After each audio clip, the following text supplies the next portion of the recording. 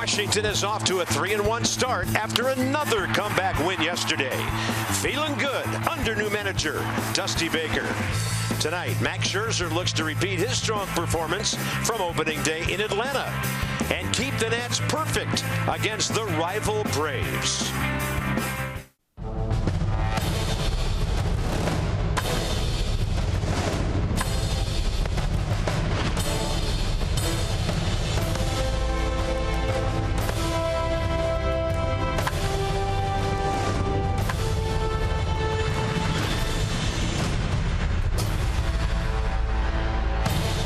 Gorgeous day in our nation's capital. Yeah, Dusty presiding, so it's Dusty and Scherzer, the Nats combination tonight against Atlanta. Hey, indeed. Washington coming off a good win yesterday. The Braves, though, going in a different direction. They've lost their center fielder, Ender Inciarte. But it'll be interesting to watch. Max Scherzer rematch with Freddie Freeman. Max wanted to show him that fastball the other day. Freeman knew what to do with it. And the Braves are suffering, though, other than Nick Markakis and Freddie Freeman. Yeah, give up a couple solo runs to the Braves on opening day, but he was fantastic. And when you look at Max Scherzer and what he brings to the table, the Braves have struck out 48 times in their first 5 games. They struck out 13 times in yesterday's game. Carp, this has potential to be a same seats game for Max Scherzer tonight. Yeah, no, you were talking about the strikeout possibility, and you know, the Braves, they're retooling right now. Bunch of injuries hit them over the weekend, and they're still looking for their first win at the big league level. Bryce driving the ball the other way, couple of doubles yesterday. Well, it's big for the Nats to show the Braves they can't play with them. Get off to a fast start, set the tone for a big 4-game set. On base 10 times in 18 plate appearances with 5 base hits and 5 walks. It's Harper, Murphy, and the Nats against the Braves.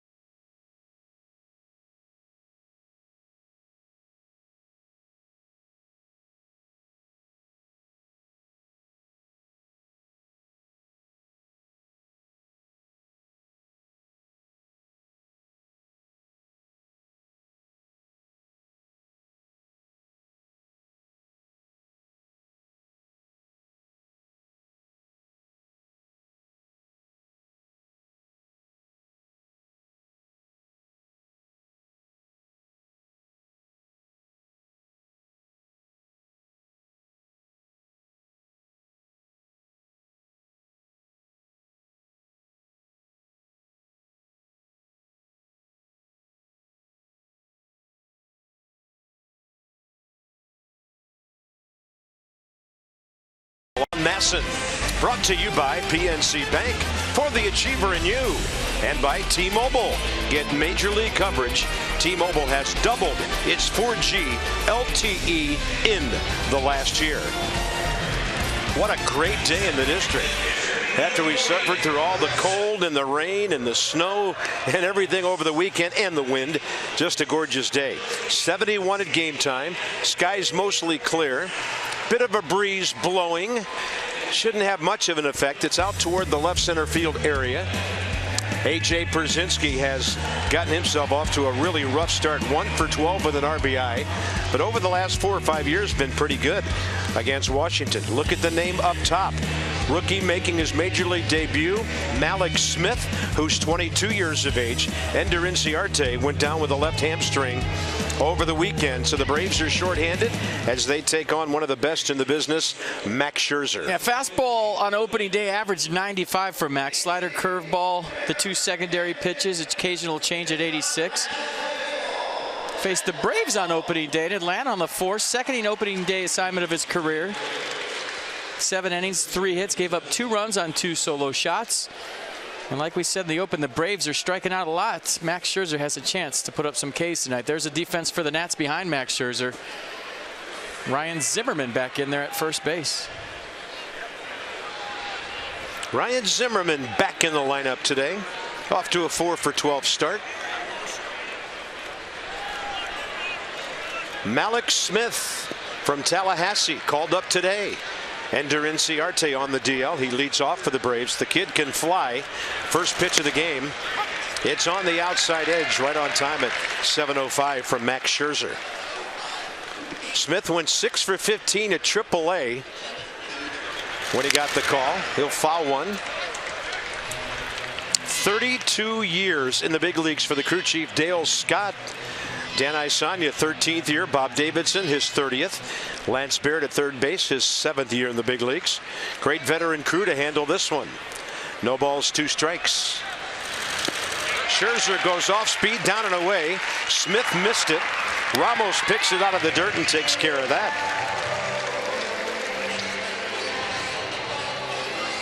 Some early game notes for you. The Nats have outscored their opponents by a 3-1 margin after the 6th inning this year. And the numbers 2 through 5 hitters with Harper and Murphy, Zimmerman also leading the way with the on-base percentage plus slugging. And the Nats have won 10 straight in this ballpark against the Braves. 14-5 overall last year against Atlanta, and they won the first 2 down at Turner Field last week. You feeling good about yesterday? Go ahead, base hit. High in the air by Nick Markakis into left field for Jason Worth. Put him on camera. He makes the play. 2 outs. All right, who's it going to next? That's up to the director. Let's see. Oh, he's calling a strikeout, I think. Well, if that's the case with Freddie Freeman, that's a good thing. Or maybe a fly ball to center. We'll see. You know, if Chuck Whitlock was smart, he'd show us all 8 guys right now. No, he's got his money on a strikeout or a fly ball to center. All right. Max comes out throwing strikes, but that's up and away. Freddie Freeman hasn't done much since the Nats were in Atlanta. 2 for 16 overall. He's got to have some protection in this lineup. But he's always hit so well against the Nats. That wasn't static. That was me shushing you. I know. Just the facts. I know. And Max alluded to this matchup prior to the game, as you might have seen. And we may see a lot more off-speed stuff than the heater that Freeman hit out last week. 4-pitch walk. We're not at all surprised. Although that's something Max Scherzer, it's really not in his DNA to work around anybody. But if you're going to avoid somebody in the Braves lineup, I mean, that's just smart. The guy. Yes, plain old smart. Here's Adonis Garcia, the third baseman. Had a home run against Max. The other one last week. Max had an 0-2 count, hung a slider, and Garcia hit it into the seats in left field at Turner Field. Off to a 4 for 15 start. And evidently, the scouting report is, don't let this guy get you to 2 strikes, and maybe don't let him get ahead of you at all. Kevin Seitzer, a good big league hitter, in his time with the Royals, is their hitting coach. That's a scouting report about anybody that has plus off-speed pitch or great out pitches or is a strikeout guy. You don't want to get to 2 strikes. So be aggressive early in the count. Get the at-bat over with. Ramos sets up inside. Max paints in there. Wow, if he gets that strike in there tonight, we'll see 3 or 4 busted bats. Well, it sets up the other side of the plate, too, just establishing the fastball for a strike. The key to all of Max Scherzer's big-time games that we've seen last year.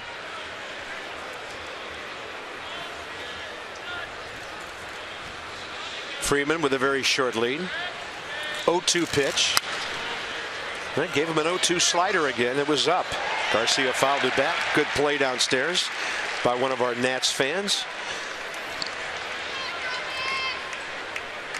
If you're home watching tonight after you came to the ball game yesterday, hats off to you. Cold day, you saw a good ball game. Well, come to the park. It's 70. Come on over. It's early. Plenty of seats available. Plenty.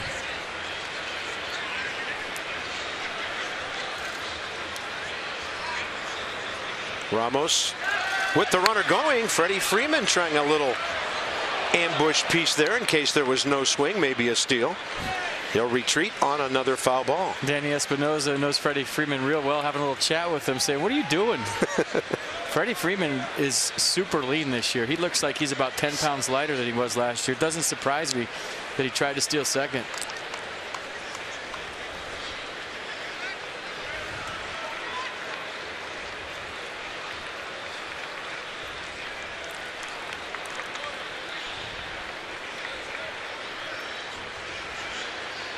Two again. 85. Snap throw by Ramos. Ryan had to go high and outside to get it. Freddie Freeman, we are told, is a great presence in the Braves clubhouse, but he's not a loud rah-rah kind of guy. He's a lot like Ryan Zimmerman, really, leading by example, but not a guy who's going to get up and say a whole lot. Speaks with his play between the lines and with that big bat. And a 1-2 now. And Max Scherzer having a hard time getting the ball beyond Adonis Garcia with 2 strikes. So 2 men on for A.J. Pierzynski. A slider right there, 84 miles an hour, I believe. Just kind of stayed out over the plate. Max probably wanted to bounce that a little bit down the way. And Garcia doing a nice job of staying through the zone. Even though he was fooled, he kept his hands back, got the barrel of the ball, and threw it into the left for a knock. He had a nice opening series against the Nats in Atlanta. Probably the toughest out in the lineup.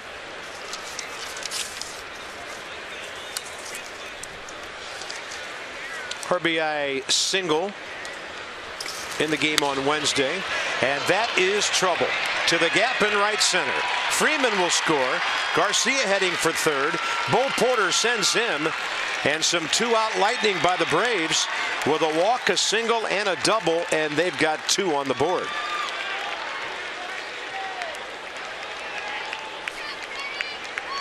Might have been a changeup from Scherzer, the way Pierzynski kind of stayed through that ball. Yeah, 85 miles an hour.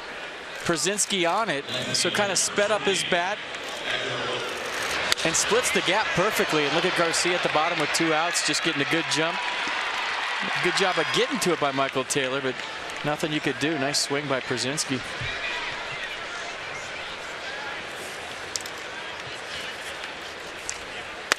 Nationals pitchers have not had a scoreless first inning at home yet this season. 3rd straight game the other team has scored. Oliveira 0 for 3 in that game against Max last week. He's 4 for 15 with a couple of RBIs. Pretty good hack. He was extended there. 1 ball, 1 strike. So the Marlins got 3 on Thursday, 1 yesterday. The Braves have 2 tonight. Gio tomorrow night. Keeping a chart. Look at that.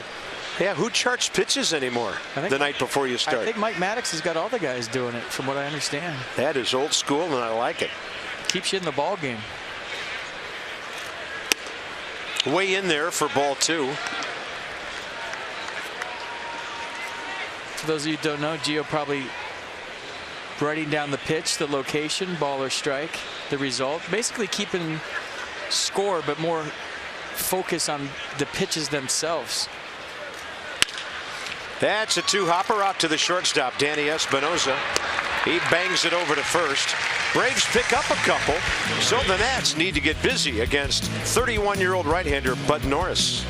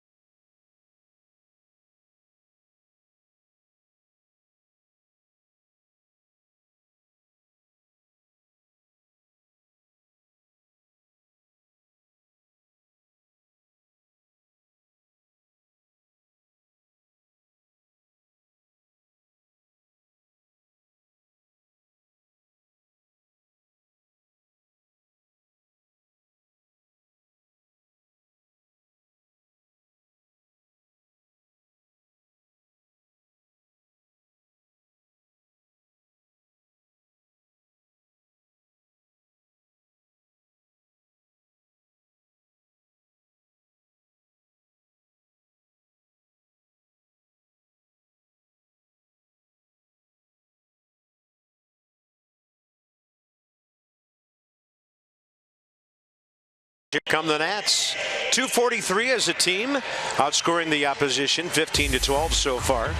Wilson Ramos, he likes the offerings of Bud Norris, a homer, 3 RBIs, 6 for 16.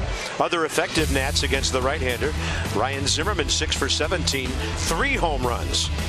Daniel Murphy, by the way, is sporting a .611 on-base percentage after 3 games, and that's second in the league behind a crazy performance by Dexter Fowler. So here's Bud Norris. He threw pretty well against the Nats in Turner Field in Game 2 last week. Yeah, fastball average is 93. His slider to go with it. Rarely throws the changeup.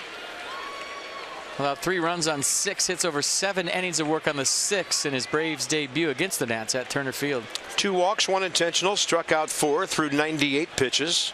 About 68% of those for strikes. Michael A. Taylor 0 for 4 with a couple of strikeouts against him, but Michael able to check in with that base hit yesterday, his 2nd time up. Got a single to left field. They're really pinching him in the shortstop hole. And then Jace Peterson is also on the left side as the Braves go right-handed shift.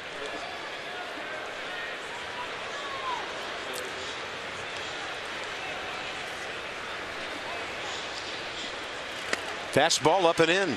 Most hitters will have a hole in their swing up there.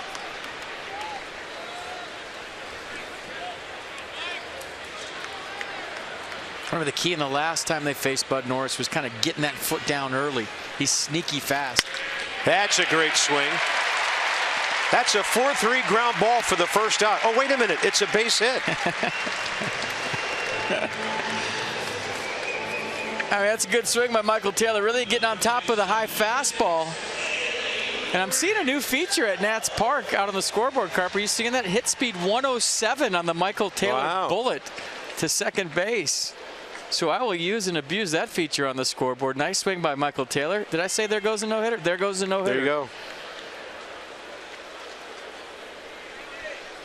It's right to the right of they have pitch speed, pitch type, and hit speed, all new at Nats Park that I am going to look at.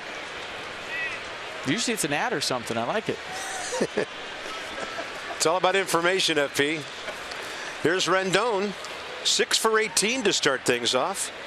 Anthony with a couple of doubles already. Taylor started, took 2 steps towards second, and then stopped.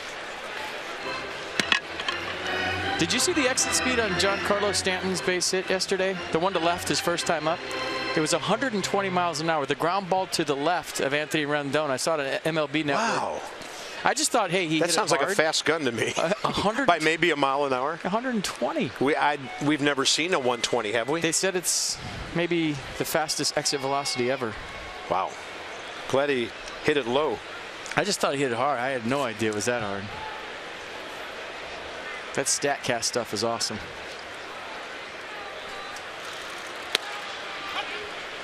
Rendon takes one in there. 1 for 4 with a walk career against Bud Norris. Bryce on deck. Checking in with a couple of extra base hits yesterday. He was on base 3 times.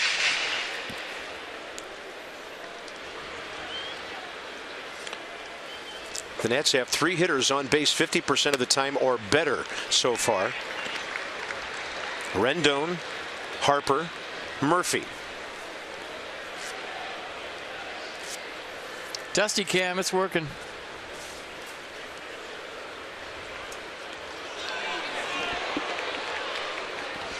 They went after him. Bud Norris quick to the plate, and he also has a quick move to first base. You see kind of the ball in his bare hand before he came set on the way up. Tried to catch Michael Taylor napping. Dan Isanya on the call. Bud Norris taking his time getting back up on the mound. He wants to see if Freddie Gonzalez want to check it again.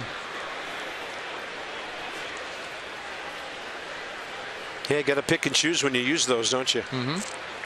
2-1.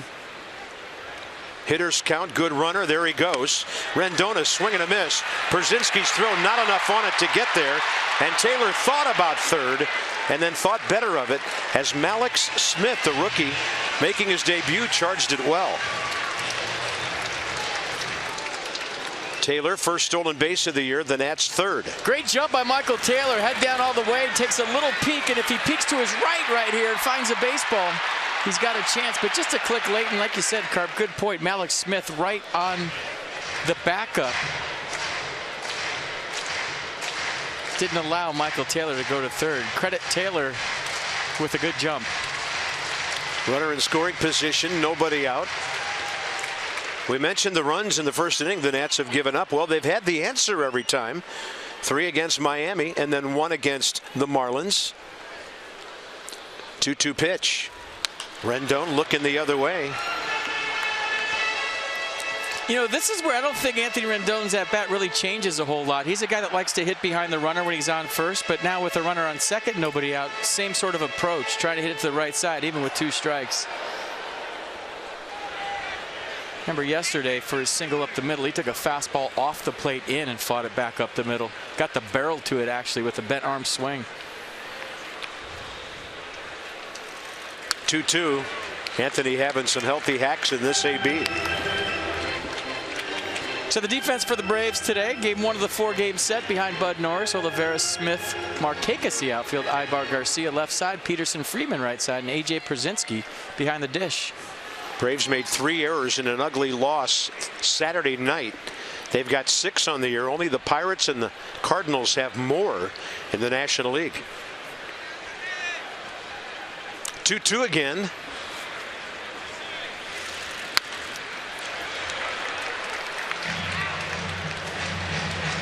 Just has that gift that his hands are so fast he can let that ball get deeper than most hitters.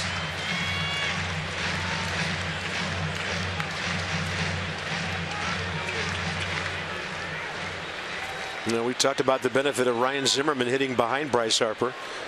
How about the pickings Anthony Rendon gets hitting in front of Harper? 2-2 again with nobody out. Big pitch coming. You got a base open. If you retire Rendon, regardless of the outcome, you walk him. You got to pitch to Bryce Harper. Ish.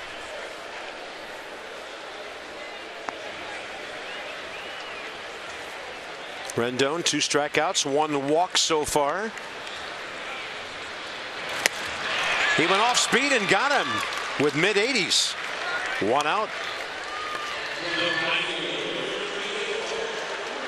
Pretty good slider right here from Bud Norris. Bottom drops out. I would say of all the pitches in the sequence, this was by far the best one. Look at the late downward movement of the slider. Rendon trying to extend through it. Couldn't stay back. Bryce against Norris. 1 for 5 career. 5 hits, 5 walks to start the season. So 4 of the 5 hits, extra bases.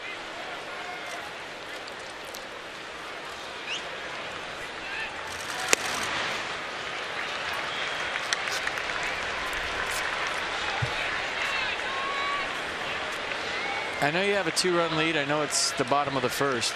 I don't even try him here.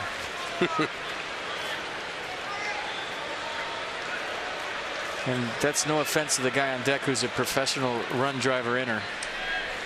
It's just he's locked. Ooh. Bryce a big hack on 94. It went just about straight back.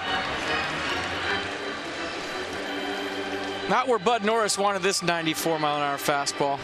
And you remember Bryce Harper's first at-bat against Bud in Atlanta, he kind of snuck a fastball deep on him. He flied out to left field, made the adjustment second time up, caught it out front for a single to right. Yeah, 1 for 3 against Norris that day.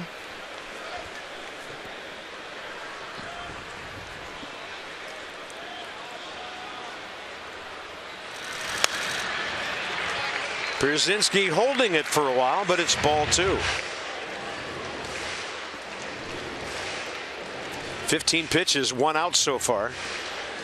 Scherzer threw 18 pitches, 11 strikes. Saw a shake of the head by Bud Norris. He thought he made the perfect pitch.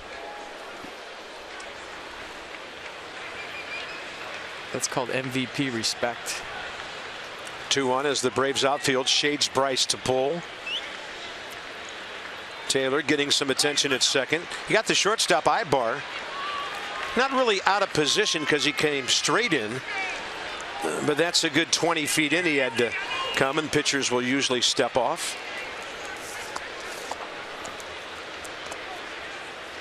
So there's a lot of room down the left field line if he gets something away, which he does, but it's ball 3.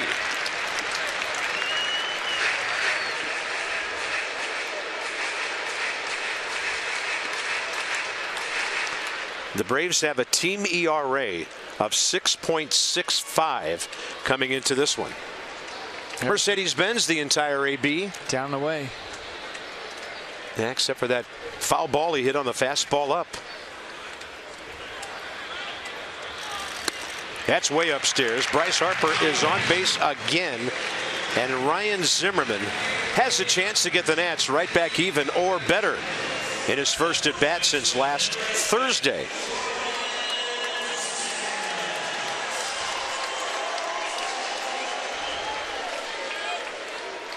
That was interesting what Barry Bonds said about Bryce. Read about it after the game yesterday. Said he doesn't compare to me yet.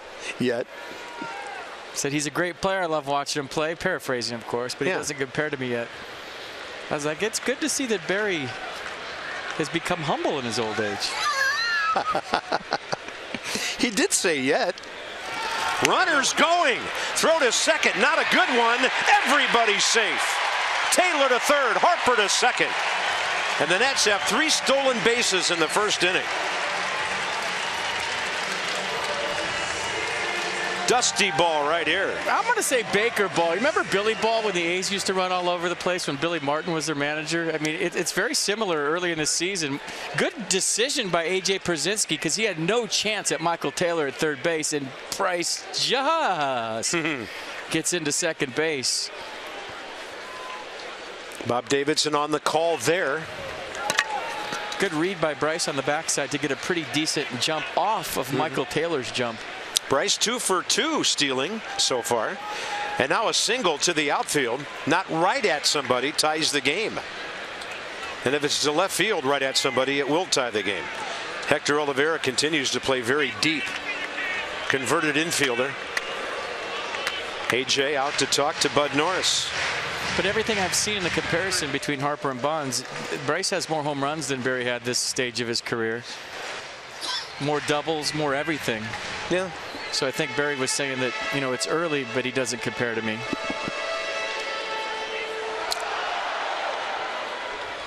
How to be humble when you're awesome. Should be the it's hard. Should be the title of his book. It's hard. That guy's been pretty awesome. Murphy on deck. Nats building an inning here. Zimmerman, and that's a high strike. So the first pitch was in there, and it's no balls, 2 strikes.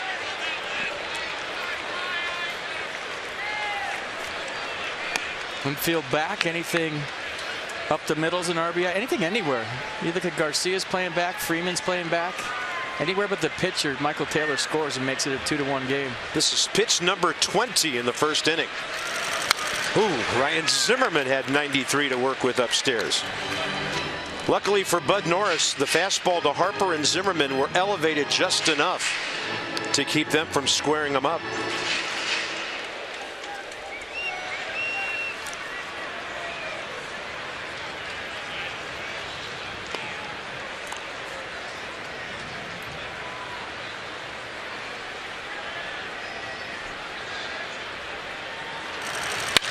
Zimmerman out to right center. That ball's well hit. Malik Smith back to grab it. Zimmerman's first RBI of the year. Harper holds it second, and the Nats are on the board. Guy knows how to drive in runs, doesn't he? 2-strike count, not a problem. Foul off a tough pitch inside, get something out over the plate. Bullet up the middle, and it almost burned Malik Smith for a couple of runs. Dusty Baker liking what he's seeing from his number 4 hitter, Ryan Zimmerman, with a great at-bat. Well, great teams bounce right back. So this is the 3rd time on this homestand the Nats have given up first-inning runs and then bounced back with at least 1 run twice. Such a good at-bat. Here's Murphy, runner in scoring position, and he's doing crazy things with the bat. 6 for 13, 5 RBIs. Takes a strike. 4 for 15 career against Norris with a home run. And he likes Bravo pitching. Third among all players in hits. First in doubles. Second with 88 total bases and 29 batted in. Inside the numbers with Jeep. Huge double opening day against the Braves. Game winner. There's a long one to right center. Heading for the scoreboard. Gone! Murphy burns Atlanta again. And the Nats lead 3-2.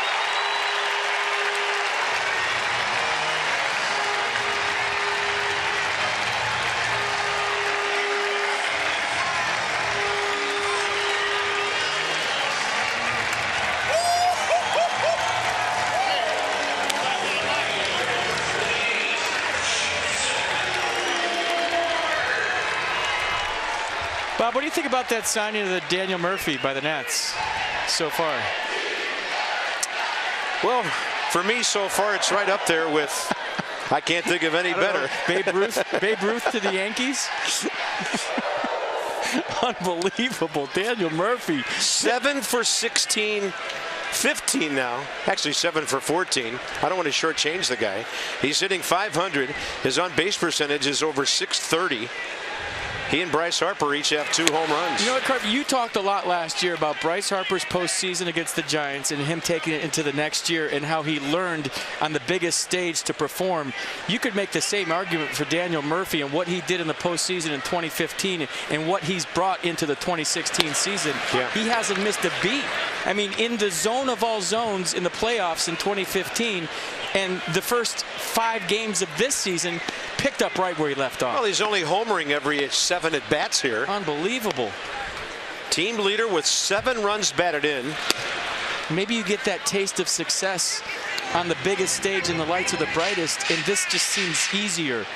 It's not as intense. There's less pressure, and you've kind of come into your own as a player, all coming together as one in a synergistic deal. I mean, he's unbelievable. Let's see it again. I mean, watch Daniel Murphy back leg this ball. No stride at all. He gets on top of it. Look at him to fight his hands on top of the baseball, the roll of the wrist, and the backspin he creates just to get it out of here over the high fence in right center. You heard him give the woohoo when he went back to the dugout. I mean, he's firing me up. This guy is unbelievable. He's having fun playing this game. 3-2 to Worth. Jason rifles one foul.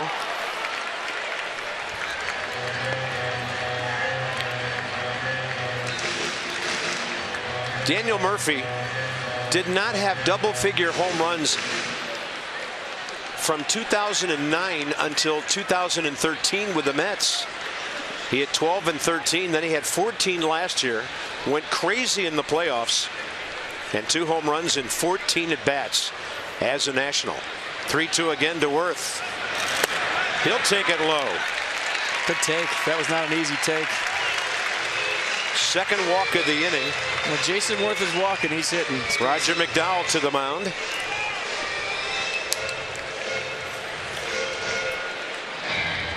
Jason Worth on base 3 of his last 5 times now. Nats fans are calling Wilson Ramos here. When you see these hitters over the years, you know their keys. You know, we watch them on TV every night. We've seen Wilson Ramos since he's been a Nat. And I think Nats fans know this. When he's locked in, he's going the other way. He's hit a lot of hard balls to shortstop early in the season. But when he's going good, he lets that ball travel. He thinks about right center, and he drives the ball the other way. Yeah. And don't forget, this inning started, and it was a hot shot by Michael A. Taylor. Right at where the second baseman normally would play, but they were in the shift. It was a base hit. And the Nats have burned the Braves with that a couple of times, including the Ramos hit last week in Atlanta. Wilson 4 for 17 with a run batted in. Good career numbers against Norris, 6 for 16. 3 runs on 2 hits. There it goes, right side. It's through. Worth will stop as Markakis picks it up, and at least 8 Nationals will enter the batter's box in this first inning. Line's moving, isn't it? Great hitting. Jason Worth with a great at-bat, taking a tough 3-2 pitch. Wilson Ramos doing exactly what he does when he's locked in. The Buffalo going the other way. And remember, he had the whole right side in Atlanta, too. They were playing him to pull, and there it is again. Freddie Freeman holding the runner. Jace Peterson up the middle. The hole open for Wilson Ramos, and he burns the Braves again. That broke up an 0 for 9 for Wilson. Here's Danny Espinosa. He's been on base 7 times his first 3 games with 3 hits and 4 walks. He looks off speed, low and away.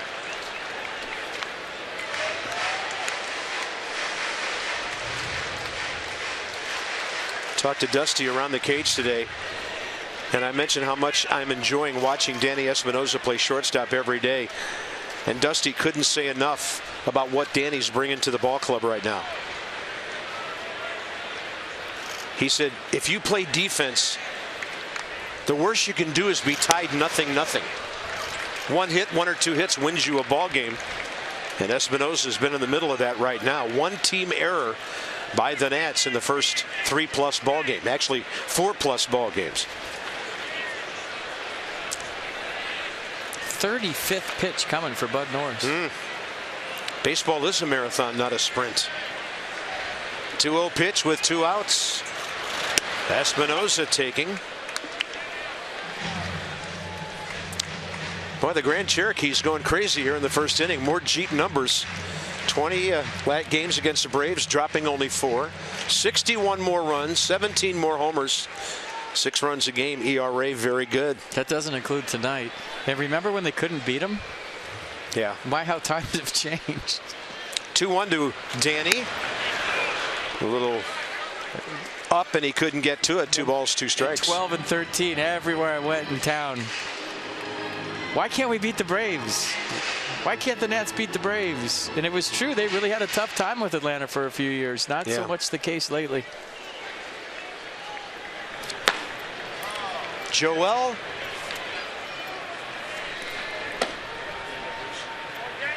I believe that's De La Rosa. He was called up today. And that's in there. What an inning for the Nats. Zimmerman a sac fly to get the Nats 1 run back. Murphy puts them a run on top. And it's a 3-2 ball game after a lot of pitches and just 1 inning.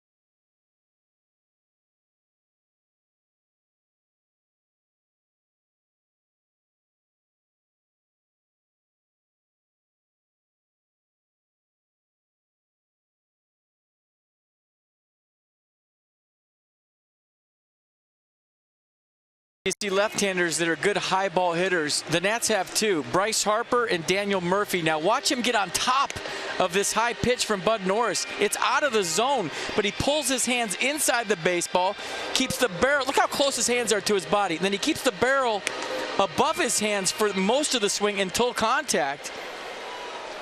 I'm telling you, 9 out of 10 left-handed hitters, this is a pop-up to center field. But watch Murphy pull his hands in, get on top of the baseball, create that backspin to right center field. Swings you see from right-handers, you rarely see from left-handers. Yeah, it's a great call. Lexus $250 to the Children's National Health System every time the Nats hit a home run. 4 on the season. It's for a great cause. From Lexus, the pursuit of perfection. Here's Eric Ibar, the shortstop. Max Scherzer's been on the bench for a long time, and he delivers a strike. Ibar, 3 for 20 career against Max. Saw him a bunch in the American League. You know what's really odd about that too, Carp, is Murphy throws right-handed, Bryce Harper throws right-handed, and usually that's your dominant hand. Yeah. So if you hit right-handed and throw right-handed, yeah, I can get on top of the ball because my right hand's my strong hand. It's the opposite in their case. Their left hand really isn't their dominant hand, and they still get on top. Yeah, left-handed high ball hitters very rare, as are right-handed low ball hitters. We talked about Tim Wallach, the Miami coach, in town over the weekend. I'm thinking of Jim Edmonds, who I saw quite a bit. Good high ball hitter from the left side. He was a left-handed throwing outfielder, though. Low and away, 1 ball, 2 strikes to Ibar. I've seen some left-handed and right-handed hitters that were good high ball drinkers. Yeah, that's a greater percentage, I would assume. 1-2. Matt's turning the ball over. Missing well outside. So Scherzer gives up 2 runs on 2 hits with a walk. Takes the mound in the second inning, and he suddenly has the lead. It's been a crazy sequence of first innings on this homestand. That's on the edge. Scherzer gets the call, 1 out. Top of the second. Nissan will track it. Might have been the curveball from Max, right around 80, 81 miles an hour. And maybe Ibar looking for something else or thought it was outside. Good pitch by Scherzer. Good frame by Wilson Ramos. Veteran umpire Dale Scott set up over the right shoulder of the catcher, but giving the outside corner.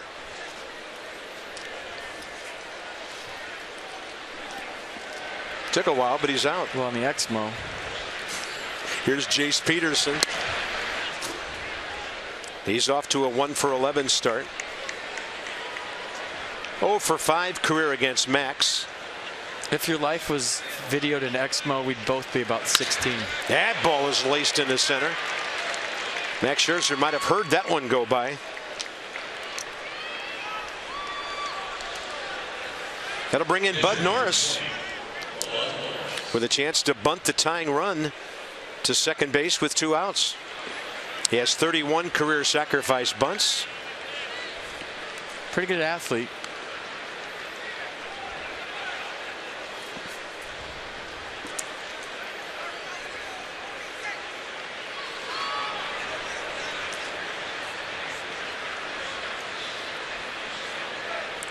Rendon pinching in from third. Here comes Zimmerman. The bunch right in front. That's perfect. Ramos to Murphy for the second out.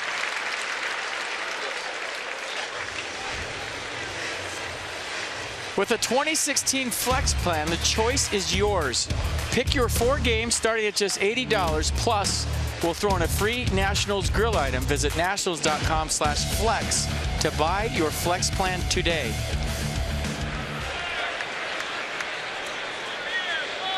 Somebody eating a hot dog off the grill here at the yard.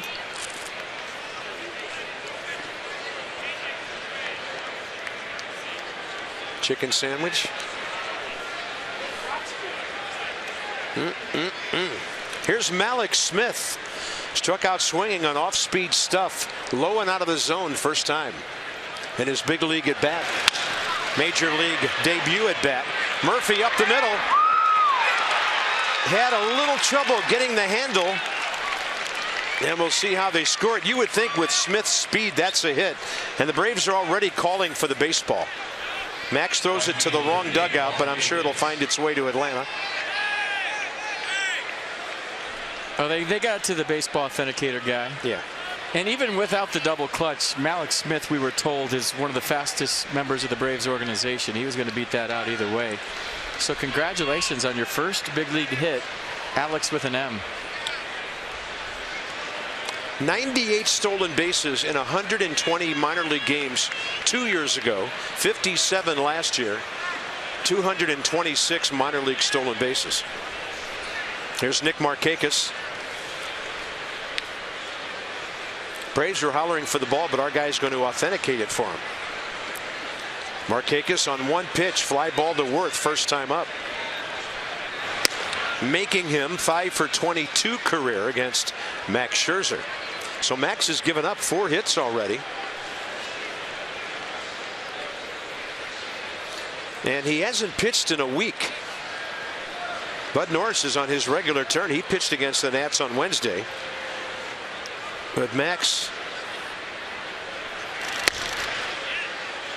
a couple of extra days off when you consider a regular 5-day rotation. Interesting to see if Dusty Baker decides to throw through right here with the speed of Smith on first base. 2 outs. Wilson Ramos has shown he can throw somebody out. He's 2 for 4 this year. 2-0 count. Smith holding. Markakis a good rip. Talking to some of the Atlanta guys around the cage. He's the one Brave swinging the bat well right now. Came in 6 for 20 with 4 RBIs.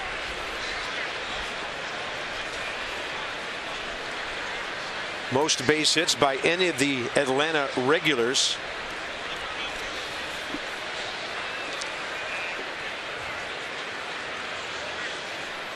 And a 2-1 with 2 outs.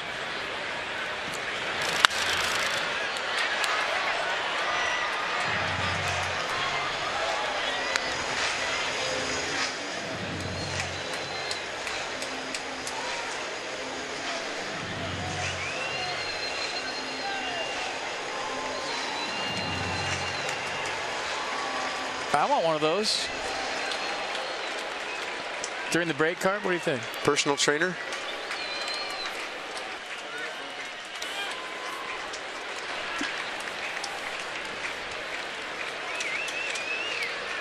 The big leagues, they do everything for you. In dugout massages.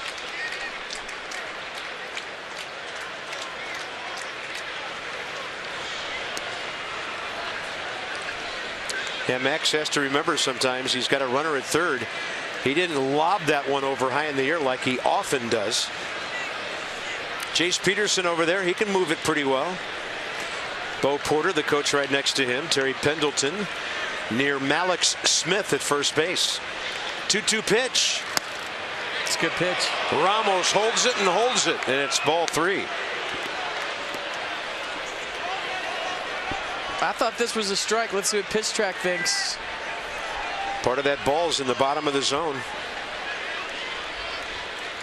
Smith will be running off first on a 3-2 with 2 outs.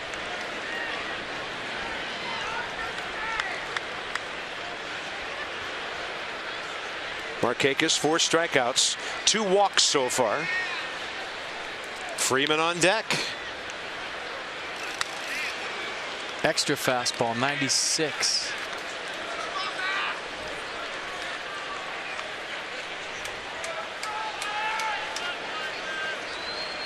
The entire at bat from Mercedes. Everything up except that borderline pitch.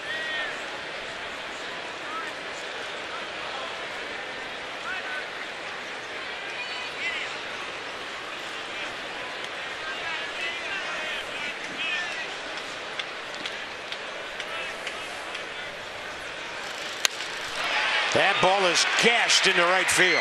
Smith can fly, and the Braves are going to take the lead again. Markakis a double, drives in 2, and it's 4-3 in the top of the second. Max Scherzer having a hard time getting the ball by guys on 2 strike counts. Well, he went with the 3-2 curveball right here. He shook to it. Wilson Ramos went fastball, changeup, slider, curveball, and then Scherzer settled on the curveball. Nick Markakis caught it out front.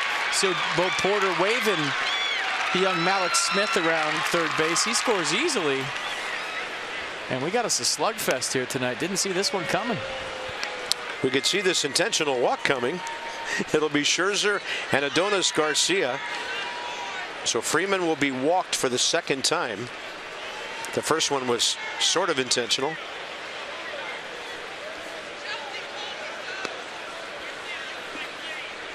And now Max Scherzer's about to throw 40 pitches or more.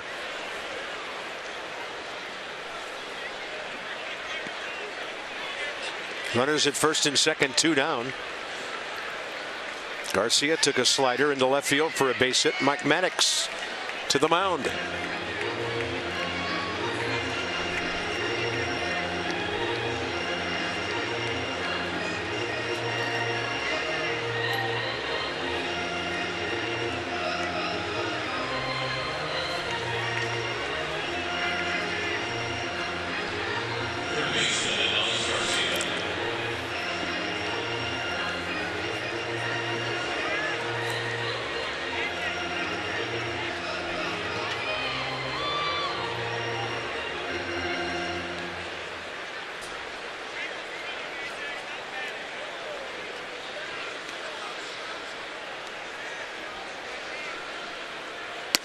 Up and away to Garcia.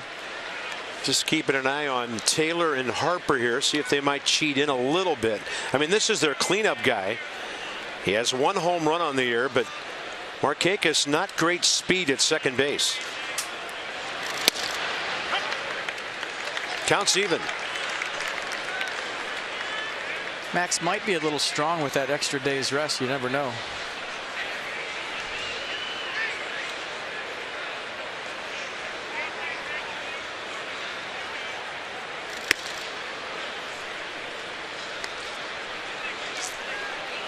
And strong usually means not as much movement, right? Well, kind of throwing the curveball or the slider, overthrowing through the break, you know? Yeah. And you're right, maybe not as much. So the fastball's been good. Sitting at 94, occasional 96. It's been his best pitch so far.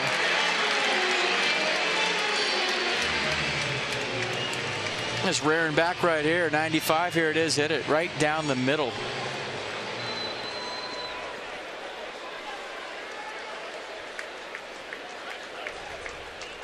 Time given.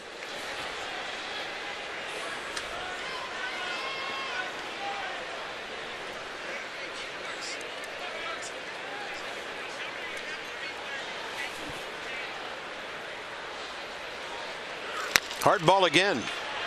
Yeah, I think Max knows right now. Okay, let's just go with the heater. He threw the 3-2 curveball to Nick Markakis. He caught it out front, and he knows he has a good fastball tonight. And you'd think he'll figure out the off speed as he gets deeper into this game, but right now, number 1's his best pitch. 18 pitches first inning, and 26 more.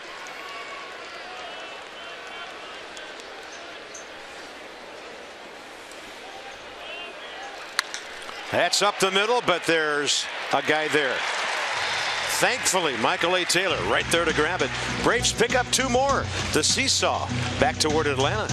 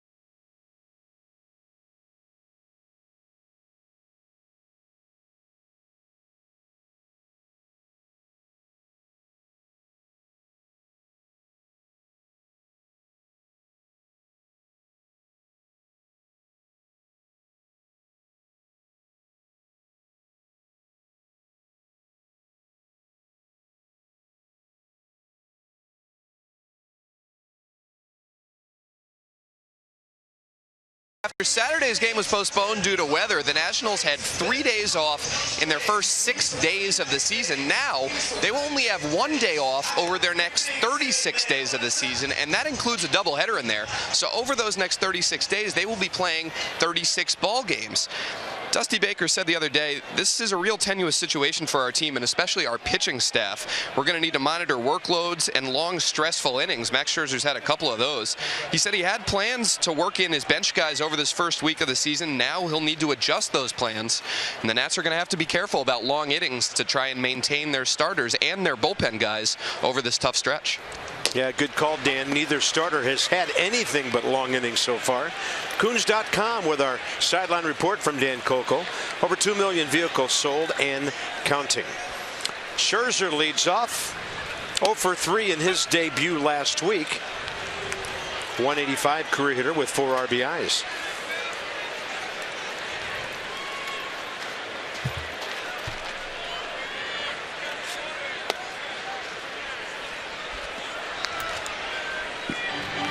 I'm telling you what, as a hitter in April, you have to take advantage of nights like tonight with weather like it is. Yeah. And both teams are so far.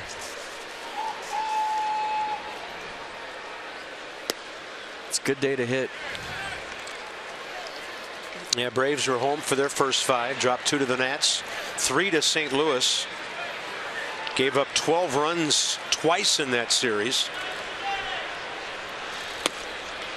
Hurting for certain when they came to town, but hoping to get right here tonight for that first win. 3 Ks now for Bud Norris. The Twins visit Nats Park April 22nd to the 24th. Plus celebrate the first 3-game weekend series of the year with Pups in the Park on Saturday the 23rd and Kids Opening Day on Sunday the 24th. Visit nationals.com for tickets. Michael A. Taylor, a base hit, 2 stolen bases. Looking for the bunt base hit. The Nats have now stolen 3 bases in an inning 7 times in their history. When they did it last inning, it was the first time since June of 2 years ago against Houston. Kind of interesting. They did it 3 times during the 2006 season when Alfonso Soriano was having his 40-40 year. So that tied a team record, what you saw early tonight.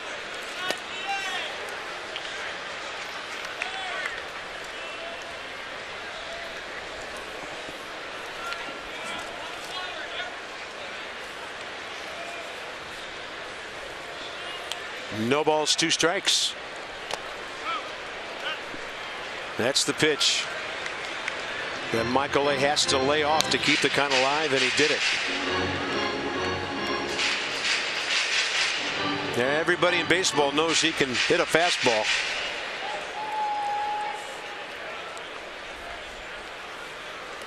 One and two with 1 out. Fights off a heater in on the trademark.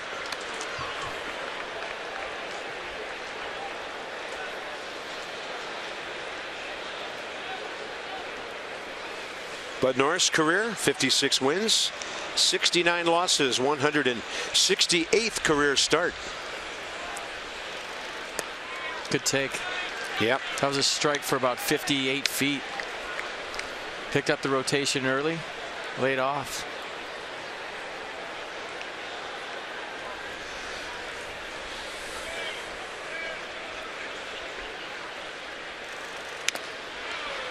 Bud Norris mixed it in the changeup second time around. It's the second one he's thrown to Michael Taylor. You didn't see it first time around.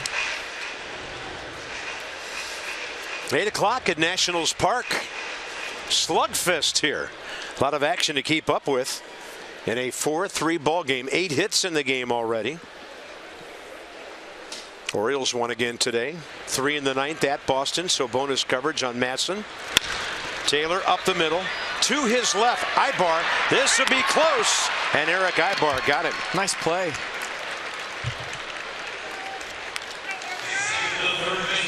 I'll tell you what, Michael Taylor's got that kind of speed. If he can make a shortstop move a couple steps to his left, a couple steps to his right, he's going to beat out a lot of infield singles. But look at Eric Ibar right here with the spin move, getting rid of it quick with something on it. Just getting Michael Taylor at first base. Pretty nifty play by the Braves shortstop. Just into his glove. You see how far he had to reach? Ball in the end of his glove. Good transfer. Strong throw. Nice play. And a strike to Anthony Rendon. My memories of Eric Ibar, Nats Park, were when he was with the Angels. I don't think he made it out the whole series. He was locked in. I think a couple years ago when the Angels came. Yeah.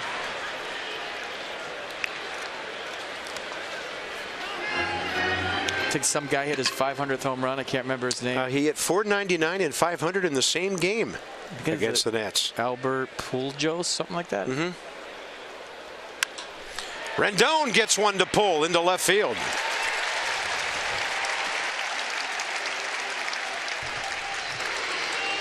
Anthony Rendon, 7 for 20 to start the season. That gets Bryce up here in the second. That did a nice job of pulling his hands in right there and getting the barrel of the baseball.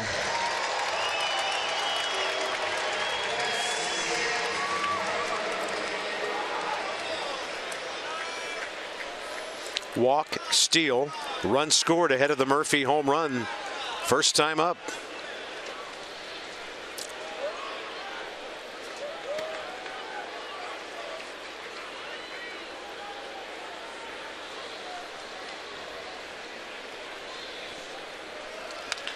Bryce pulls it. Freddie Freeman, one hopper, inning over. So after 2, it's Atlanta 4, Washington 3.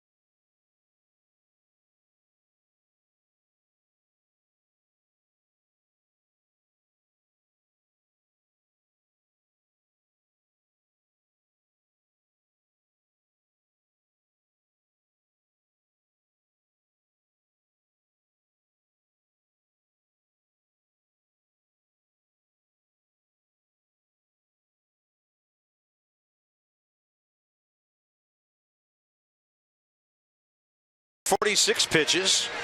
Bud Norris 53 in 2 long innings. 4-3 Braves. Let's go inside some more numbers with Jeep with A.J. Pierzynski coming up. Since the start of the 2012 season, nobody's won more than Max. Just one guy ahead of him in strikeouts. That's Clayton Kershaw. Opponent's batting average top 4, and he's durable. They take the ball every 5th day. A.J. Pierzynski, the big blow of the first inning. A 2-out, 2-run double to right center. He backs out of the box as Rendon charged from third.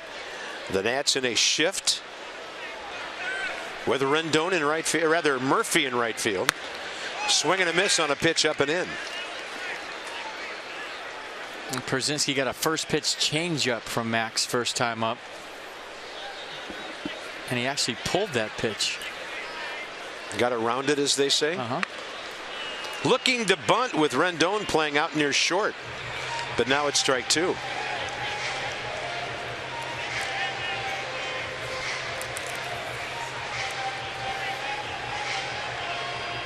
Braves haven't started a season since 0-5 since John Smoltz was a rookie. 1988. 1-2 pitch. Up the middle. Got to be a guy there, right? It's Rendon. That was not an easy play. Anthony had to go a ways, and he played it beautifully.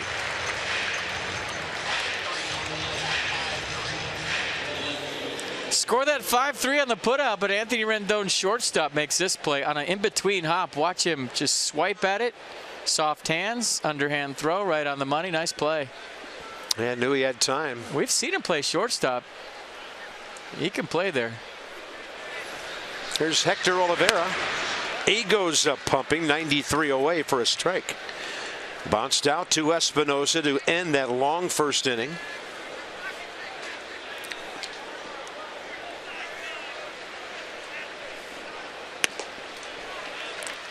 That's a fastball night for Max. It really is. His off speed, he'll figure out as he gets a feel for it and this game goes on. But right now, his fastball's fine. Location's good. Velocity's good. It's coming out easy. Yeah, then he sets it all up. The slider away with those fastballs. And Max Scherzer has his third strikeout.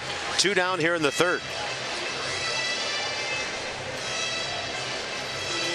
You know, everybody thinks about the no-hitters last year, the near-perfect games, the 16-strikeout game in Milwaukee, but these are the games when I think Max is at his best. And what do I mean by that? The games where he has to grind. Where I'm figuring it out on the fly, what's working, what's not working. I'm going to keep us in the game, and we're going to find a way to win. Tapper by the mound. Rendon again. A 1-2-3, top of the third. Just what Max Scherzer needed.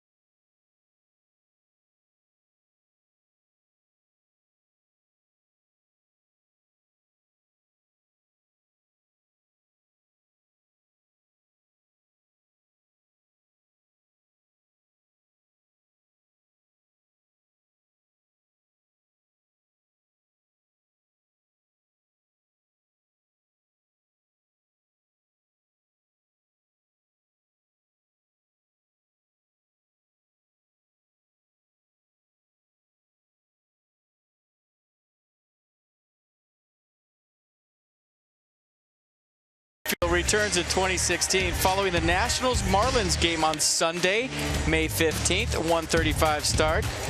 Visit nationals.com/yoga for all your details.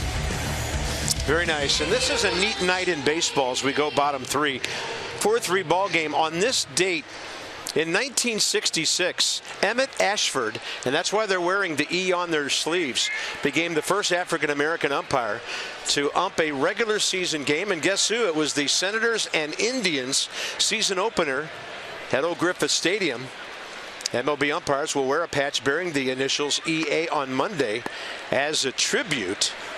So that's very cool. I was watching some video of him on the board, and I mean, he was animated. He'd throw the arms all over the place, jump into a call. Fun to watch. Emmett Ashford, 50 years ago today. Very cool.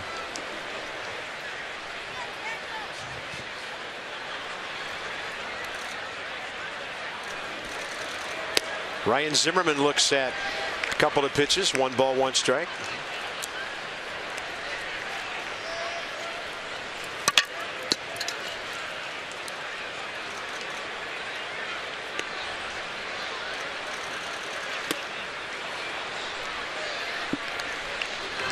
Yeah, a correction on the ballpark. RFK had already been open for 5 years when Emmett Ashford made his big league debut. RFK opened on East Capitol Street in 1961. Here's the 1-2 to Zimmerman. Got a fastball, base hit. Ryan Zimmerman, sac fly for his first RBI of the year, and now he's 5 out of 13. This lineup's starting to heat things up. And they brought their lumber. Yellowwood bringing the lumber. What should we choose? Oh, let's do the Daniel Murphy home run. Babe Murphy on fire to start the 2016 season, getting on top of a high heater. And driving it out of the ballpark for his second tater of the year. And he's so animated. He is fun to watch. I'll tell you what. He shows his emotions on his sleeve, and I love it. Medium low 5 from Worth. I like that. Bryce is going to go down lower, though. We're going low 5s this year. Okay. Yeah.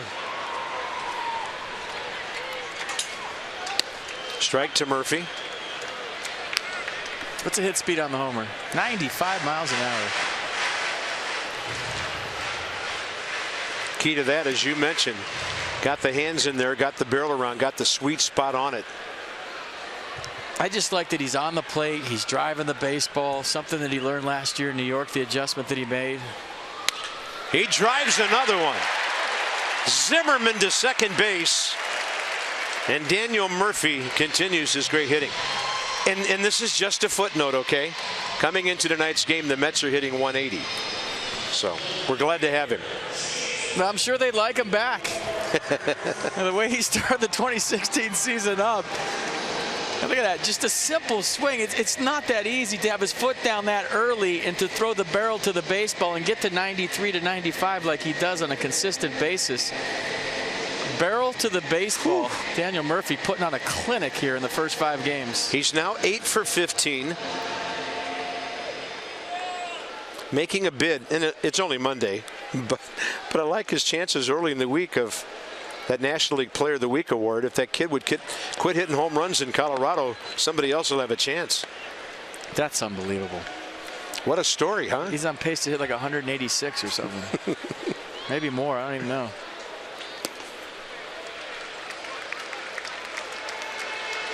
Jason Worth, a walk first time up.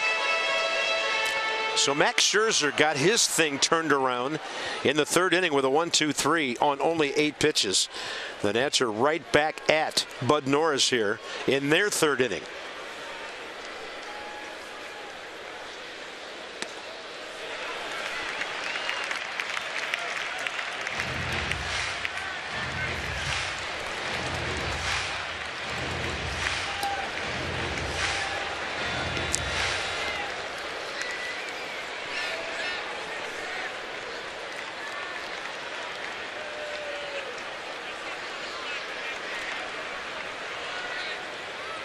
Outfielder on to the right, big gap left center.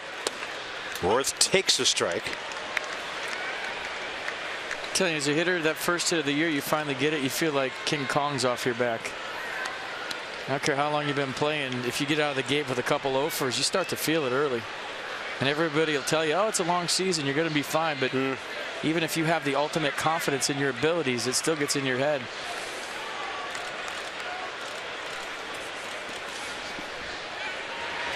Yeah, then it takes all of April to get to 200. Takes till the end of May to get to about 230.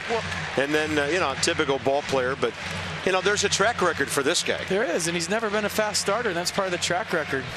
272 career batting average, by the way.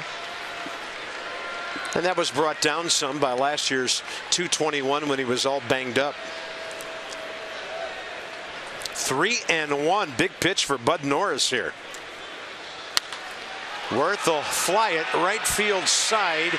This will be close. Freeman for a look, and he can't get there. Probably too far in to reach. And the count goes full with nobody out.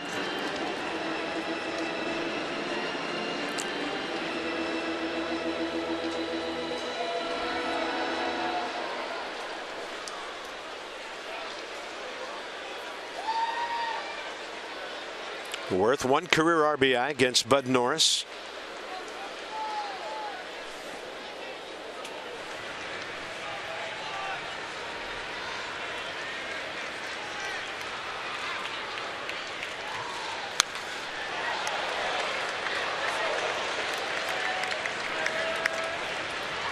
I'd be curious to know how dangerous Worth is after he fouls off at least 2 pitches in an at-bat.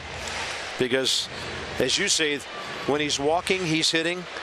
And when he's making contact and keeping at bats alive, he's doing damage too. And we've seen a lot of pitches. That's always been the key since we've seen him on a daily basis since 2011. Half dozen more right here. 3-2 with nobody out. Zimmerman and Murphy aboard. Little reset by the hitter and the pitcher here.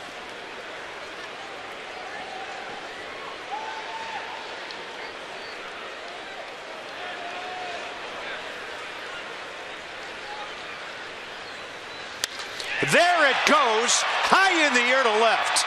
Oliveira under it at the edge of the track. Nobody can tag, and that's a long, loud, high first out. Off the bat, looked like the Nats might be ahead 6-4. Ramos is next. Pretty good at bat by Jason Worth, and just misses this one. Got under it just a hair, and you see maybe off the end a little bit. A matter of, I don't know, half an inch between an out deep to left field and a 3-run homer for Jason Worth. Just missed it. Wilson Ramos base hit right side first time. They can't do any shifting here with 2 men aboard.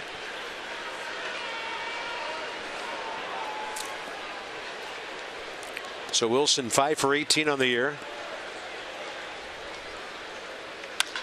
Bouncer left side, well placed. A play for the shortstop to pick it up, but nowhere to throw. Bases loaded, 1 out.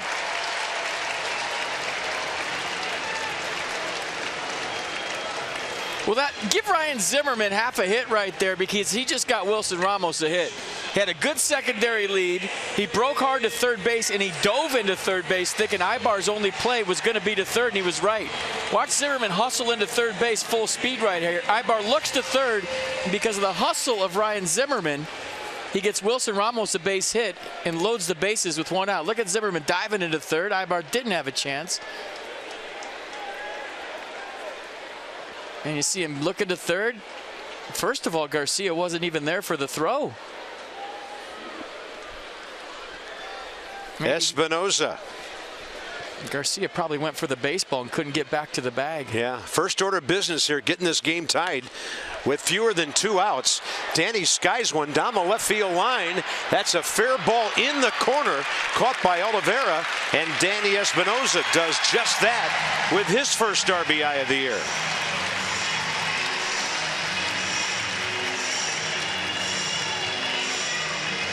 I know we're high up here, but did you think that was going that far? I didn't know. Not off the bat. I didn't know about the sound of it, but Danny Espinoza almost hit that ball out. A lot farther than I thought that ball was going to travel down the left field line. So a nice at bat from Espinoza, tying this game at 4. Some good ABs so far from both teams here early. Yeah. 4-5-0 Braves, 4-7-0 Nats. And Max Scherzer, we can go to 2-out hacking here. The competitor that he is, and try to get his team back on top. He has 4 career runs batted in. Sometimes you get fooled up here, but I was wondering if that was going to carry deep enough to be a sac fly, and it went right down into the corner by the 336 sign.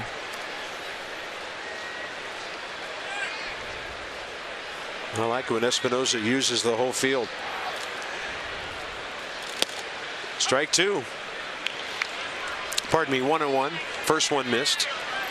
Bud Norris keeping the ball down.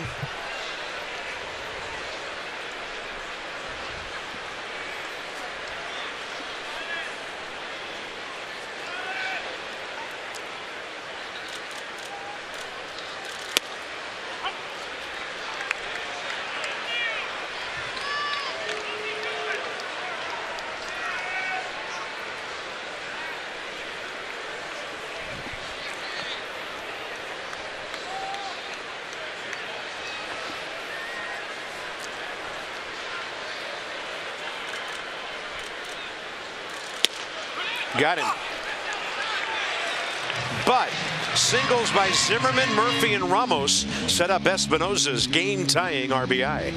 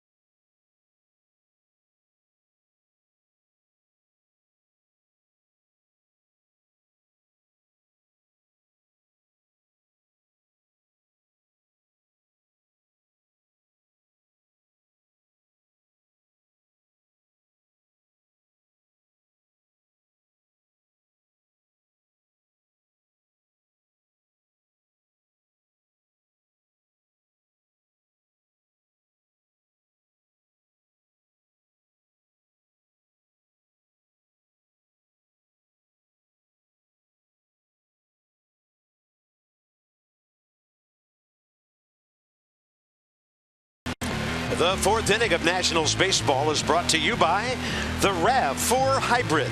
All-wheel drive and unexpected performance. Visit buyatoyota.com tonight. Lovely evening in D.C. 71 at game time. Hitters liking it.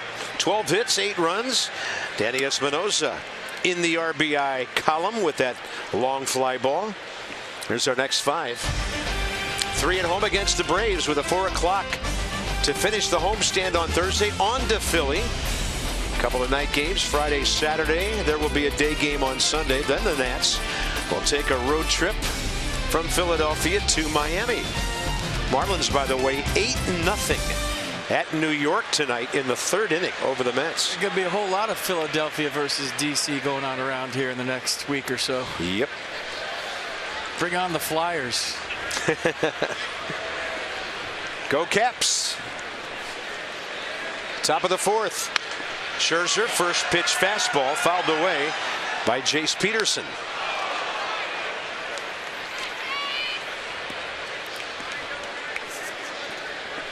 Max Scherzer, 3 innings, 54 pitches, 34 strikes.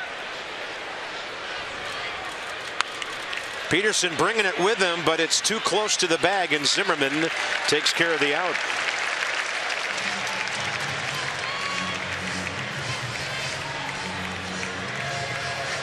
Bud Norris is next.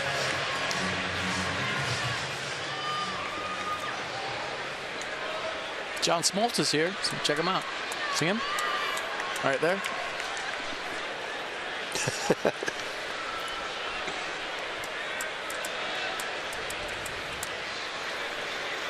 Bud Norris, sacrifice bunt, first time up. Helped to set up a 2-out, 2-run double by Nick Markakis. 2-0.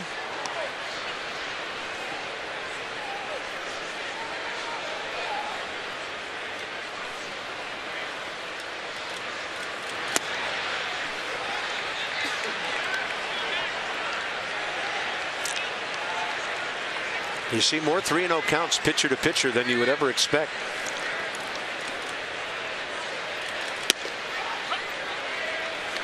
And Norris might take another one.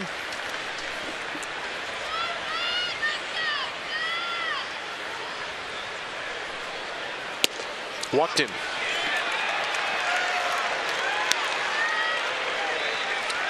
Third walk of the night, and here's 22-year-old Mallex Smith. And he's from Seminole country down there, Dan, in Tallahassee, Florida. Bob, Major League debut for Mallex Smith, as you mentioned earlier, and Freddie Gonzalez, Braves manager, was asked earlier today what his message was for his 22-year-old rookie today. He said he told him, BP's at 5, you got Scherzer, good luck. Thank you, Dan, for the shortest report in your career. Freddie liked it, he's smiling. Well, he got a base hit last time up on a bouncing ball up the middle that even if Daniel Murphy had handled it cleanly, he might have beaten out. Murph had a bit of a double clutch on it, but it was way too late by then. This guy can fly.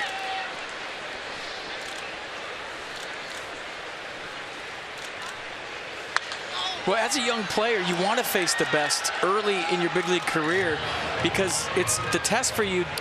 Do I belong here? Can I stay here? Yeah. When you face a great pitcher in your debut and you get a base hit off him, now for Mallex Smith, the rest gets a little bit easier because the confidence level is through the roof. I got a hit off Max Scherzer in my big league debut. You're always wondering if your game plays at the highest level, so his confidence has to be high moving forward. 0-2 with 1 out. He was originally drafted by Milwaukee in 2011 out of Richards High School in Florida. Didn't sign. Went to Santa Fe College in Florida, a virtual unknown baseball school. Had got him a 5th round draft choice by the Padres after that, and he spent 4 years in the minor leagues with San Diego and Atlanta. Mallex Smith, 0-2 with 1 out.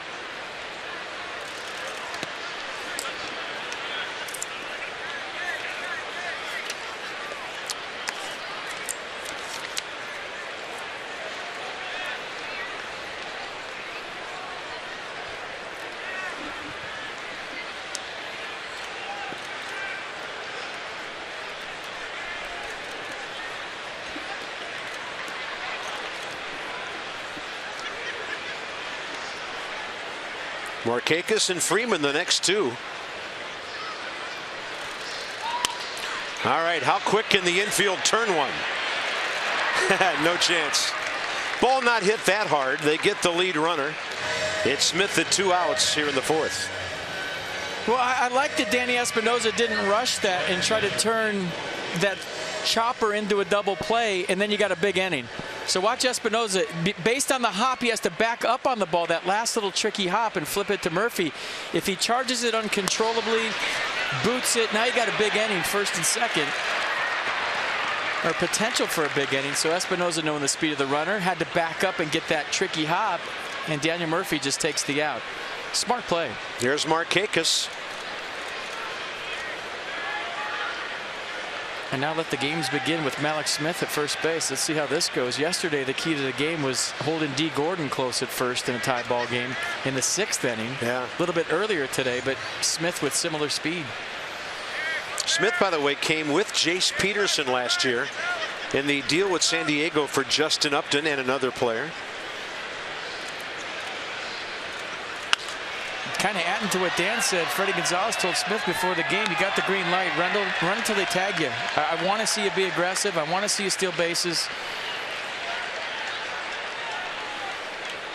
Energize us, spark us. A lot to ask from a guy in his first game. Yeah. I mentioned that 180 batting average by the Mets. That was the only one in the league worse than the Braves' 198 coming into this one.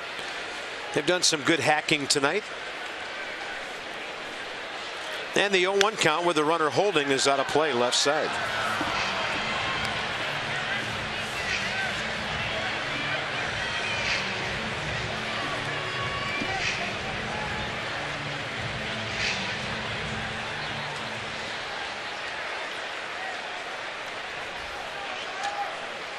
So Smith, last 2 minor league seasons, bigger lead, 155 stolen bases. Way bigger lead. Yeah, maybe expecting off speed on 0-2. Just got back in time.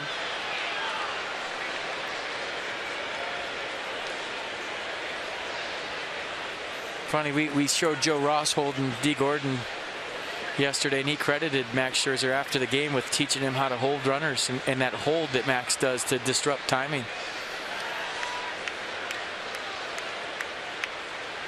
Quick move. He was going. That's as quick as we've ever seen Max get the ball over there. So what is the dugout looking for when you throw over? Well, yeah, you want to keep him close, but they just saw that Mallex Smith is going with that little jelly leg he had getting back to the base. Doesn't mean he's going now. Watch his, see that little jab step, that false step? He just tipped off that he's running, and his lead is even bigger now. Look at that. Markakis waiting. He's driven in 2 tonight. Runner holding. Fastball up. And on the other side, Carp, Freddie Gonzalez is watching Alex Smith, and if he sees that jab step, he can wipe off the steal or put the stop sign on because he knows that his runner just tipped it off. The game within the game from both sides. We don't see many pitch outs anymore.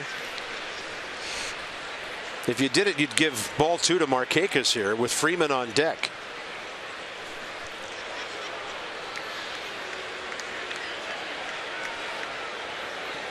And I talked to Chris Spire, who runs the throwovers and pitch outs for the Nats, and he said a lot of that was on Joe Ross yesterday. He was telling him what to do on certain pitches, but he did some on his own.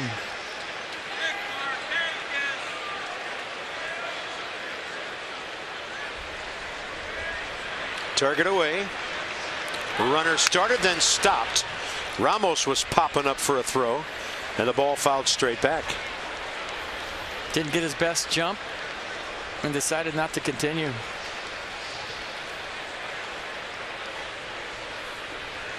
I just think the hold is one of the best defenses against a plus base stealer because it just gets you out there so long and you get antsy and it breaks up your rhythm as a base runner. You're trying to time the pitcher, and anybody just sits there and holds. It's hard.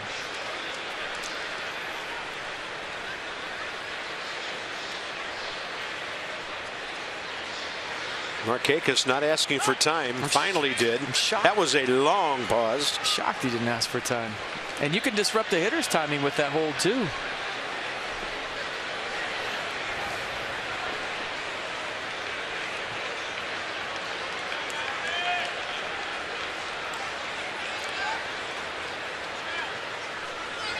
He's holding, and Markakis hanging tough.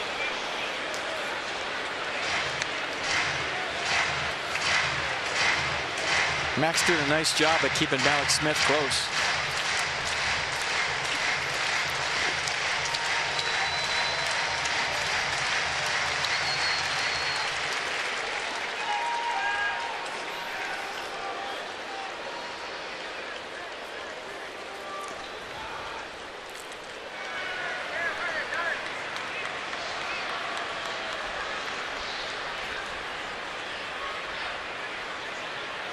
Runner goes. Pitch low. Ramos got a shot, and he is out. Wilson Ramos to the right side of the bag. Danny Espinosa may have brushed the runner on his way by while tagging him, checking to make sure the rookie's okay. And Wilson Ramos guns down another base runner. Well, that was all Max Scherzer. Chris Spire keeping him close, and when he finally went, a nice throw from Wilson Ramos. Great tag by Danny Espinosa. The Nats have been as good as anybody keeping runners close.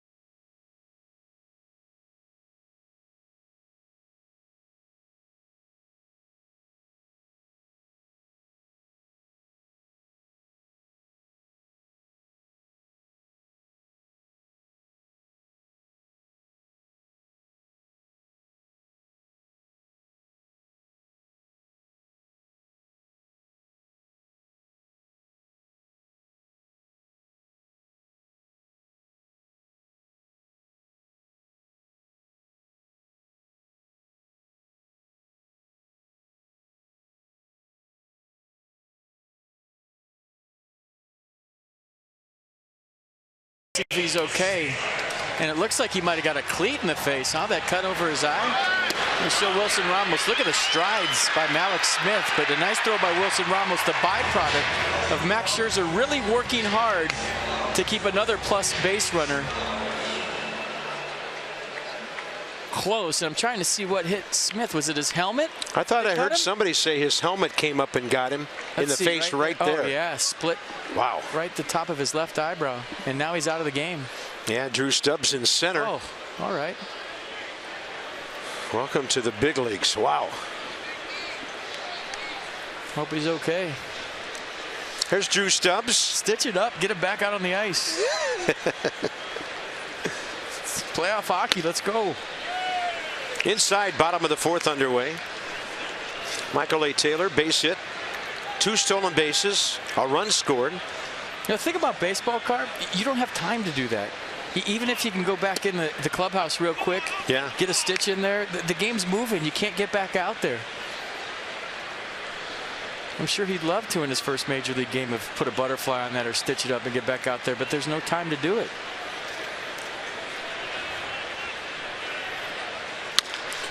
Taylor got a breaking ball, bounced it over the mound to Jace Peterson.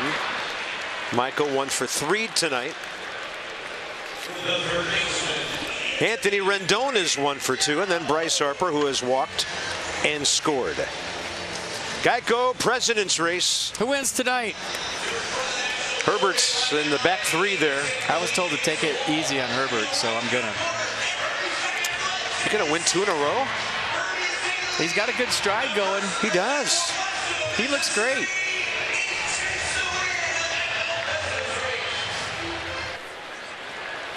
Rendon rips one right at Garcia. 2 outs. Herbert Hoover 2 for 2.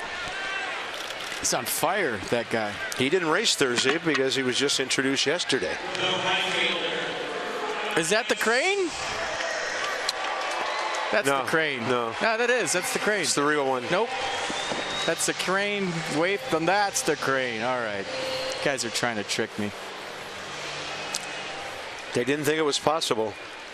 Let me see. Ooh, I think they're trying to say there's a moonshot coming.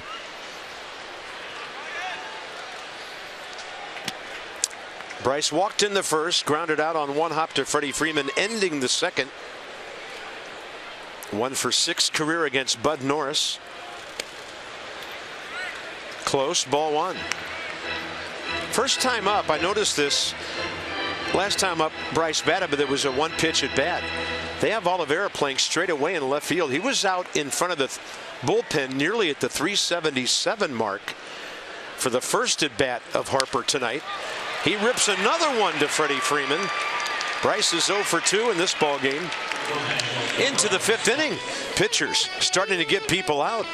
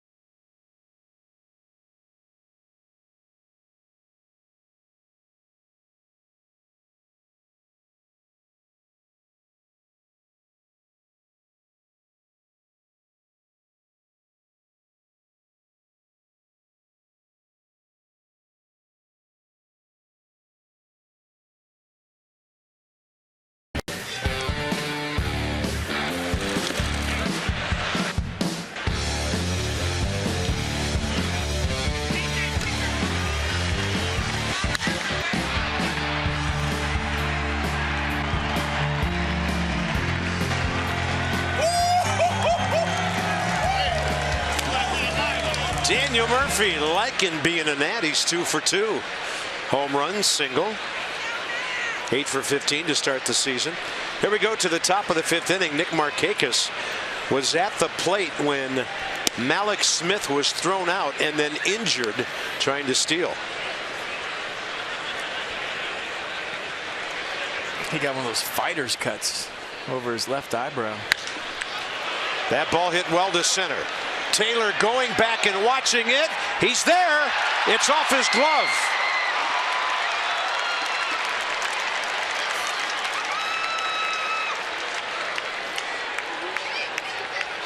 Markakis with a leadoff double. Ball carrying here at Nats Park. Michael Taylor had to get on it to get this one, and he got back in time. You see him checking the fence, and you see the frustration once it doesn't stick in his glove. Did he mistime it? No, it just hit his glove. Maybe he was anticipating contact before he actually hit the fence. First base open. Freddie Freeman has walked twice tonight. Shift is on. Scherzer fastball, ball 1. When you jump for a ball into an outfield fence, sometimes you're bracing for contact, a click before it actually happens, and maybe Michael Taylor was feeling that wall breathing down on him as he went for that baseball. Pretty good effort by Taylor. He was frustrated he didn't come up with it.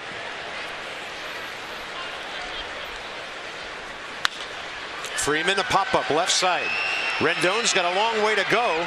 He's there. He's got it, and he drops it.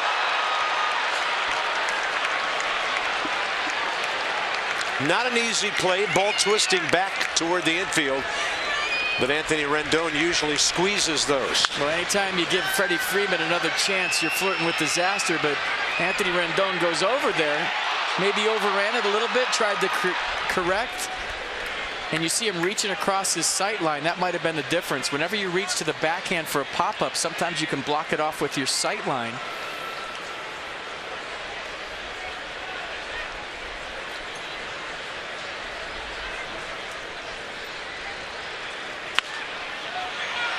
I mean, and if you're at home, do it. Take your left arm and reach across your face. And sometimes you lose the baseball, and you're looking at your sleeve of your jersey instead of the ball. That's why it's easier to make a play on a fly ball to your glove side than your backhand side. Did you do it?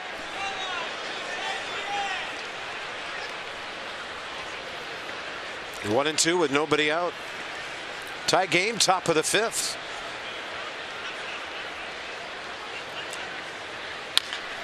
Gets him to pull it. It'll be a productive out as Murphy throws out Freeman. Markakis to third.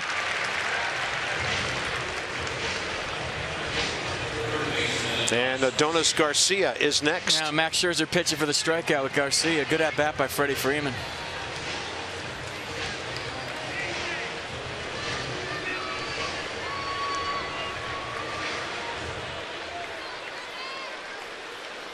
Dusty Baker bringing his infield in here in the top of the fifth. Garcia's had two good at bats, a base hit to left, and a laser to center that Taylor caught, ending the second inning.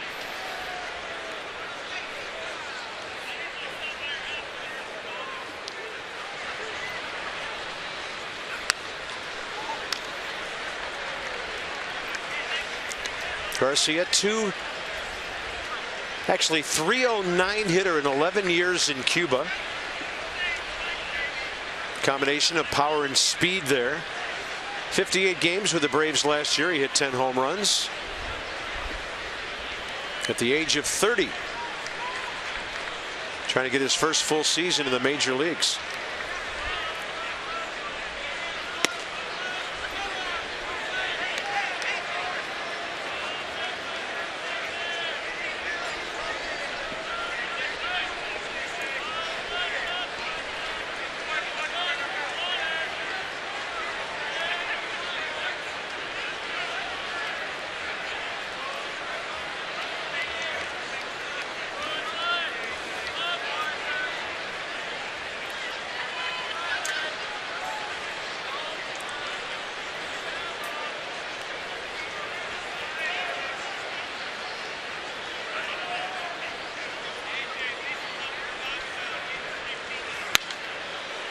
'96. And see Max Scherzer's got that game face going right now. I'd be surprised if he goes another fastball, maybe up out of the zone, see if he can get him to chase. Two ways he can go with the heater. Throw that sinker in, try to get the ground ball to third, or go for the punch out in an elevated fastball. See if he'll go up there with you. Yeah, I was thinking along with you there. Looking at the swings Garcia's taking here. He stays through the ball nice on the off speed, so maybe you can go above that Braves logo, elevate it, and get him to chase. Oh, he got him with a diving off-speed pitch. Max Scherzer with a changeup to get that strikeout, his fourth of the day. Or you just throw the best changeup you've thrown all day. So Max Scherzer needed a strikeout. He got the strikeout after throwing a 96-mile-an-hour fastball. He goes with an 84-mile-an-hour changeup. And Garcia saw heater all the way. Max Scherzer with great arm speed, same release point. Didn't know it was a changeup till it was too late. Great pitch. Yeah, he had one hand on that bat, and the ball wasn't there yet. Here's Przinsky. He's had two good at bats tonight. Rendon robbed him of a hit last time after his first inning double for 2 runs. That's outside. I don't know where Przinsky is going to bunt that. Rendon's playing in on him. He was on the grass.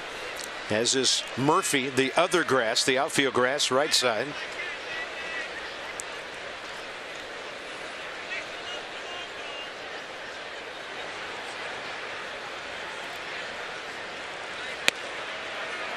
Pretty good pitch. Wow, Ramos holding it there. Dale Scott, no call, 2-0. See where this one was on pitch track. Everybody in a white uniform thought it was a strike. You see Max Scherzer with the body language. He definitely thought that was a strike, and pitch track said it was too. And as mentioned earlier, Dale Scott sets up right shoulder of the catcher. Had a perfect view of that. 2-0 pitch. Way outside. This might be a little pitch around. Fall behind. Don't give in. Right-hander on deck.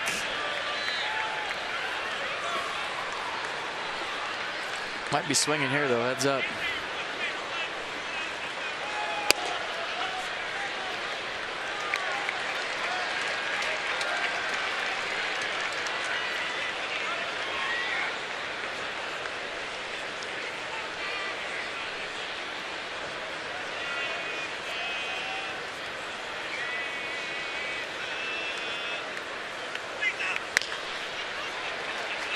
Scherzer battling back to 3-2.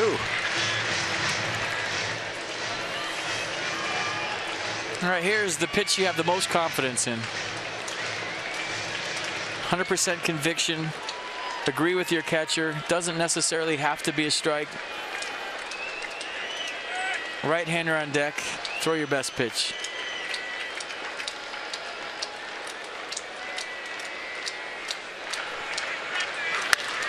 Ground ball up the middle.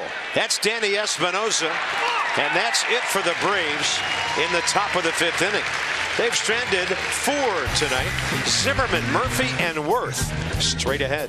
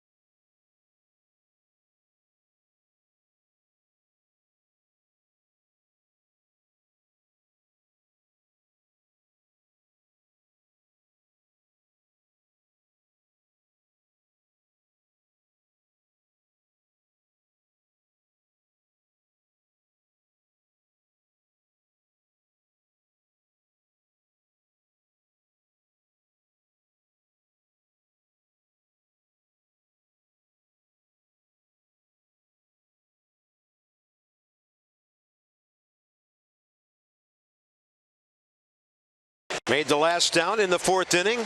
So the 4, 5, 6 guys behind him. Daniel Murphy right there getting ready to go. And you can go out to Nationals Park. Tuesday the 26th, Nats Phils. That's game 1 of that 3-game series.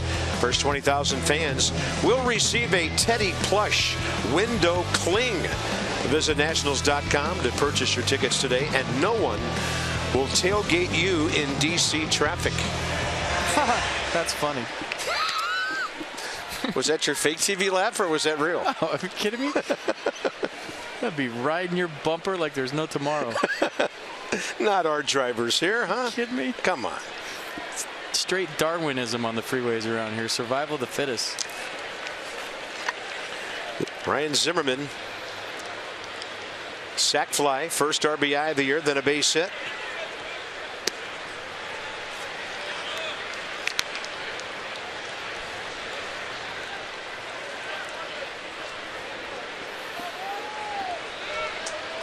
Middle of the order guys seeing lots of pitches from Bud Norris.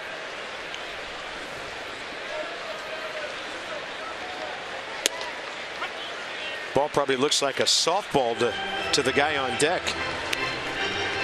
But Ryan Zimmerman has come out of the gate swinging well. Murphy's been amazing. It's a tough lineup. I love the right, left, right, left, right of the 2, through 6 spots. Not just any old right, left, right, left, right. They all can hit it. Dodgers look like they can swing it. Cubs look like they can swing it. Giants look like they can swing it. Cardinals scored 10 runs today against the Brewers. Some good lineups. Zimmerman gets a breaking ball, hammers that thing to left center. Hit it so hard it was on the ground, and it still got to the bullpen wall. Ryan Zimmerman 2 for 2. 6 for 14 to start the season.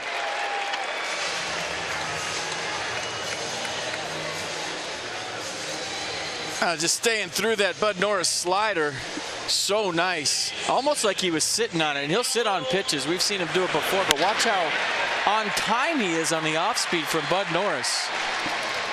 So drilled a fastball his first 2 times up. This time he gets a slider for a leadoff double here in the 5th. It gets the Atlanta bullpen busy again. Murphy 2 for 2. Home run, 2 RBIs, single.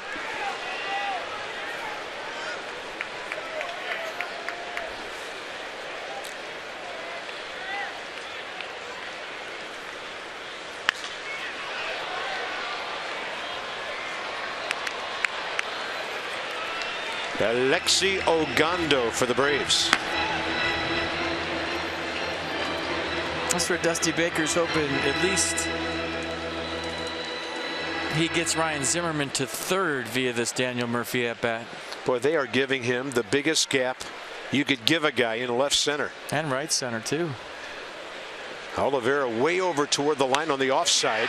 Murphy goes right to left center where Drew Stubbs is. He is locked in. 1 out.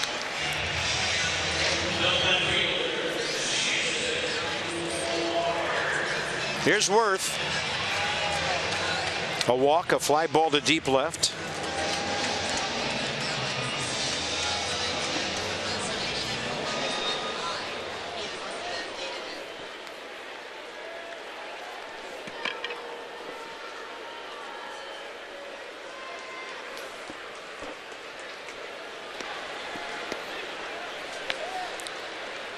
So he's about to see his 15th pitch of the night from Bud Norris.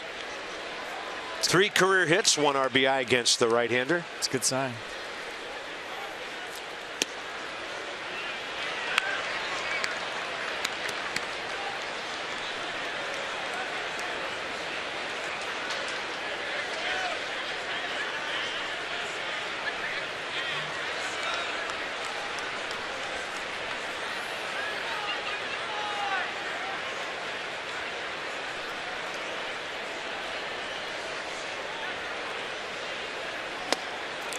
Good fastball at the knees.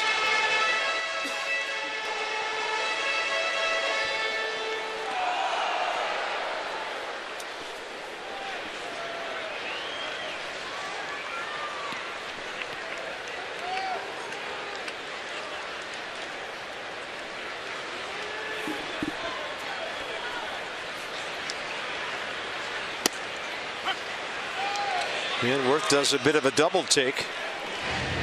As that's called the strike, we'll track it on the Mercedes-Benz pitch track. Well, he's thinking it's low. You see the first 3 offerings for Bud Norris, all fastballs, all bottom of the zone or lower.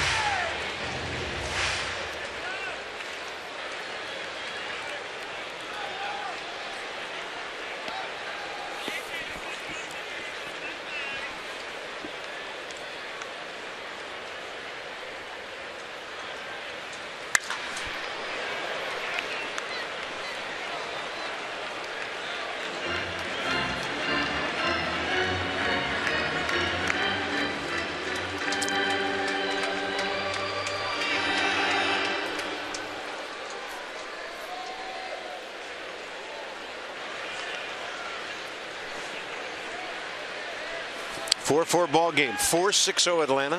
4-8-0 Nats. Bottom 5. Atlanta bullpen busy. And a 1-2 with 1 out. Jason takes it low and away.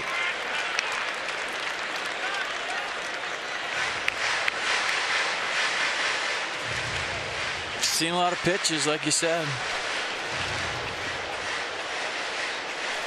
Usually that ends in a good way for the Nats when Jason Worth goes deep into counts.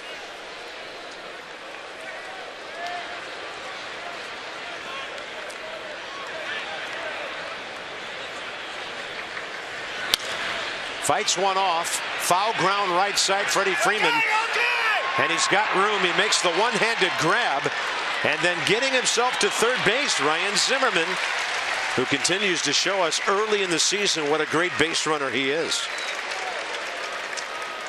Well, good base running by Ryan Zimmerman, but pretty good play by Freddie Freeman. I mean, he went a long way for that Worth pop-up over the shoulder, and some serious glove work by the Braves first baseman. The second out here in the fifth. Look how far Freddie Freeman goes. He's played a lot of games in Nats Park. He knows where he's at, but look at him reach back, fully extended. Great play. And that's to his glove side, unlike Anthony Rendon's. He saw that one all the way into his glove.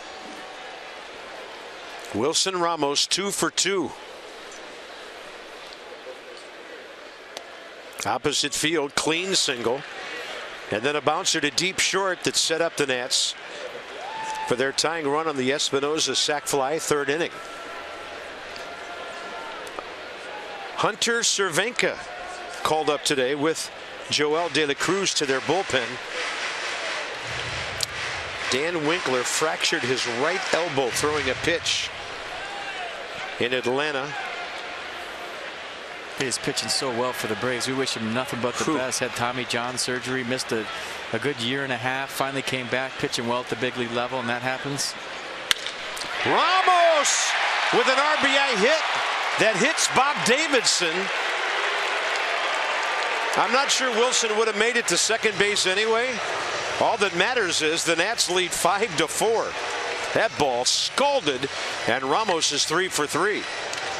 That would have been something if it ricocheted off Bob Davison back to Eric Ibar and he threw Wilson Ramos out.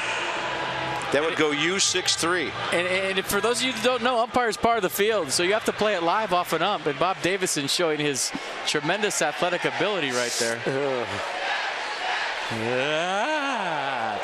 Boom. You know, and Ryan Zimmerman advanced on that foul out. Does he score on that ball? Yeah. Probably. But there was no doubt once he got to third. Would he have, you know, with the ball being deflected like that. I don't think Bob Davison would have been in the same spot, but you never know. Yeah. Espinosa 0 for 1 sac fly. We joke. We hope he's all right. Bob Davison has been around for a while. He's a good guy.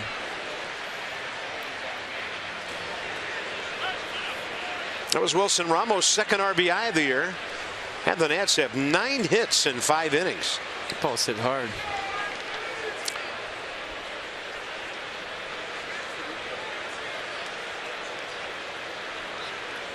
Scherzer on deck here in the fifth.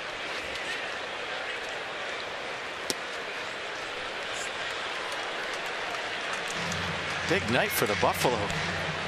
Yeah, he was 0 for 9 coming in. Hadn't had a hit since game 2 in Atlanta. So we're into the 9 o'clock hour here at Nationals Park in our nation's capital, where it's been a very offensive night. 15 hits, 9 runs. The Nats have battled back from behind twice to tie and then take the lead.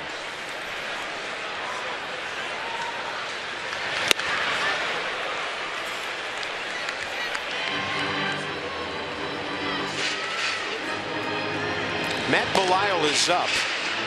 Max Scherzer on deck is at 88 pitches through 5 innings, which is pretty impressive considering he threw 46 in the first 2 innings. He's grinding, man. He's competing like he always does every 5th day.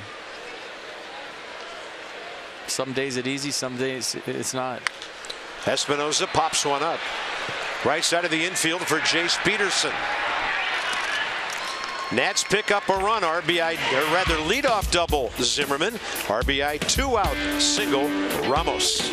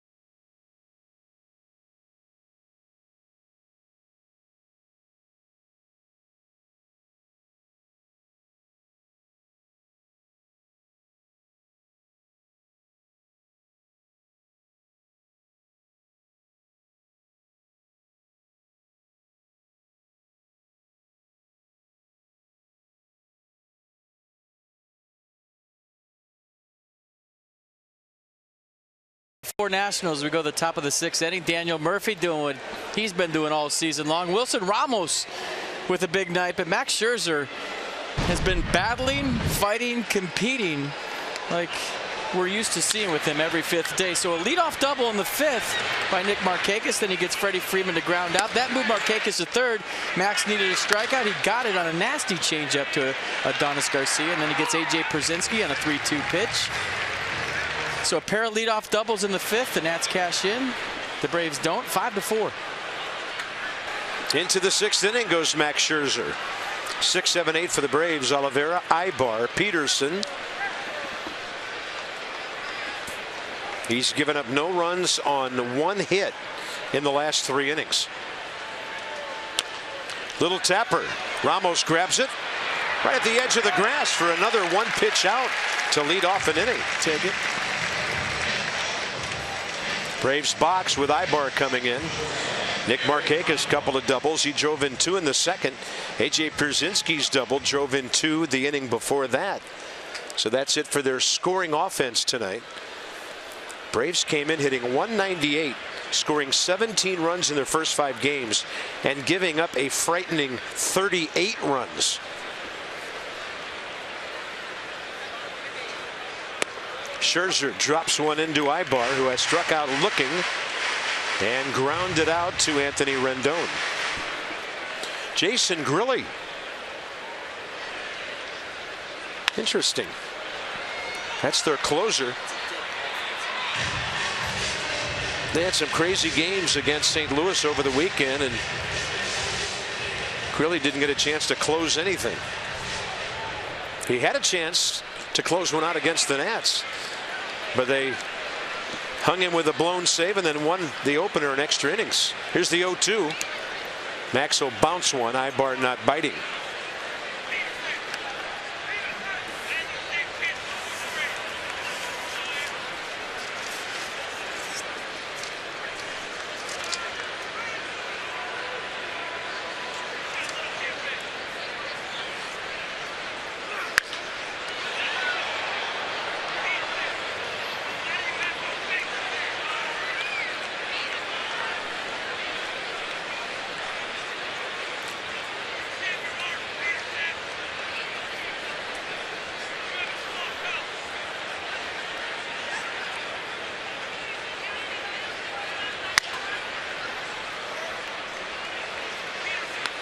Finally get into the night game groove here a little bit, Carp. You're right. Into the routine. Talk about breaking camp. You're in daytime mode all the time, and it takes a week or so to get into that vampire mode, as I call it, where you get used to playing night games all the time and getting up around 11 o'clock, 12 o'clock, heading to the ballpark. And you're thinking, well, why do players get up so late? It's hard to unwind from a baseball game. You know, usually they'll go in the clubhouse, work out a little bit, eat the spread, go home, watch some TV. You just don't get home from a ball game at 11:30, 12 o'clock and go right to sleep. It's hard to unwind because you're so geared up for the game. And to get into that rhythm and routine takes a while. 1-2 pitch. Max Scherzer using his entire repertoire there to finally get the ball beyond the bat of Eric Ibar. 5 strikeouts on the night, and Nissan will track it. Getting a good feel for that changeup. He used it to strike out Adonis Garcia in a big situation. He used it to get a tough guy to strike out Eric Ibar right there. Max Scherzer really starting to lock in. Yeah, only Ibar's 3rd strikeout in 24 at-bats. Really, after the 2nd, he's found his rhythm. Here's Chase Peterson. You kind of thought with that extra day's rest it might take him a while to settle in, and after the first 2 innings he has. Peterson 1 for 2 with a base hit and then a ground bunt that he hit kind of too hard down to Ryan Zimmerman, who took it to the bag. Number 9 spot on deck, and it's not Bud Norris. It's Jeff Francoeur.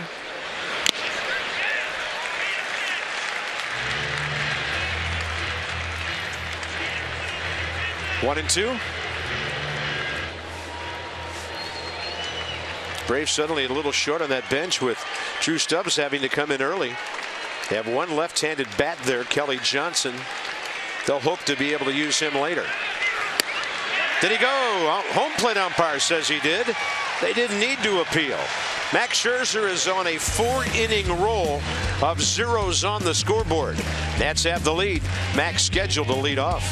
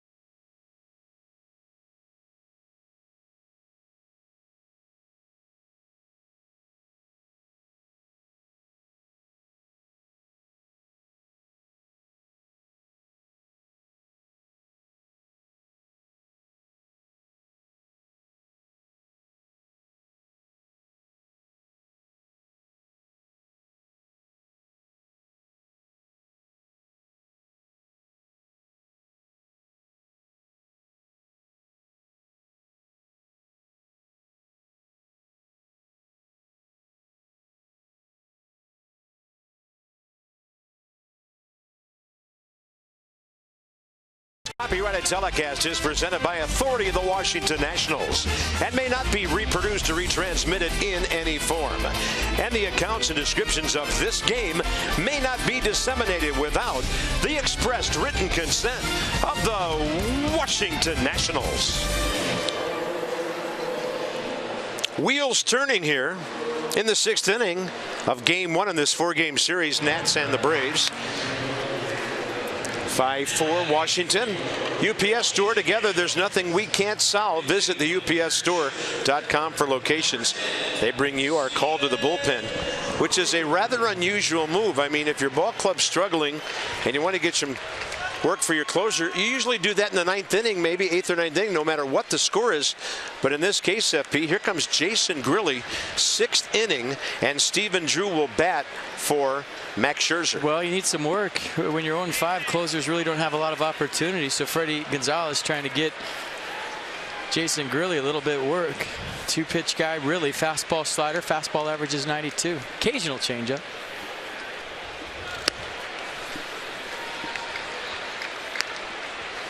Drew 0 for 2 as a Nat.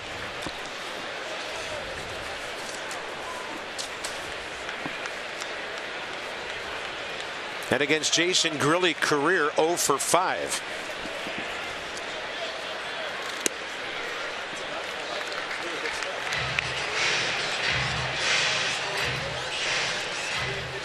Well, I guess if you want to keep the game close into the 7th inning, one way to do that is with your closer. I think that's it. You know, maybe based on wear and tear, which we don't know who pitched in the Cardinals series before this, Freddie Gonzalez's best option to keep this a 1-run game in his mind is the guy on the mound right now. Drew out ahead of it. Nats box. Zimmerman sac fly 1st inning. Murphy 2-run homer, the big blow of the game. Sac fly. Danny Espinosa to tie it in the 3rd, and then the go ahead Ramos single after the Zimmerman double last inning. And maybe Vizcaino's their closer now. Who knows? That guy has closer stuff. I know that. Yeah, we've noted that on a number of occasions. He can really bring it. Jason Grilli, 74 career saves. Really kind of had his breakout year with the Pirates a couple of years ago.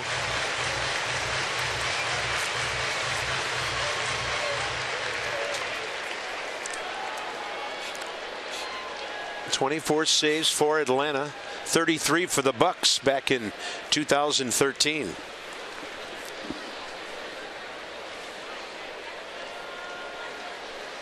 Two-two to Drew. Fastball up, and he pops it straight up. Brzezinski would probably like some help on this. Neither corner infielder took charge, and Jason Grilli makes the play.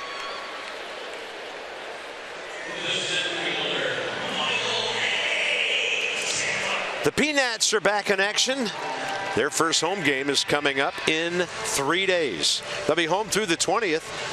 Check it out, 703-590-2311. The Peanuts at the Fitz, PotomacNationals.com.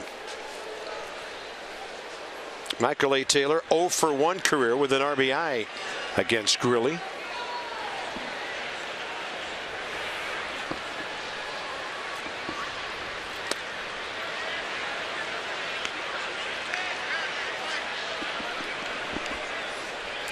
Matt Belisle now joined by Felipe Rivero.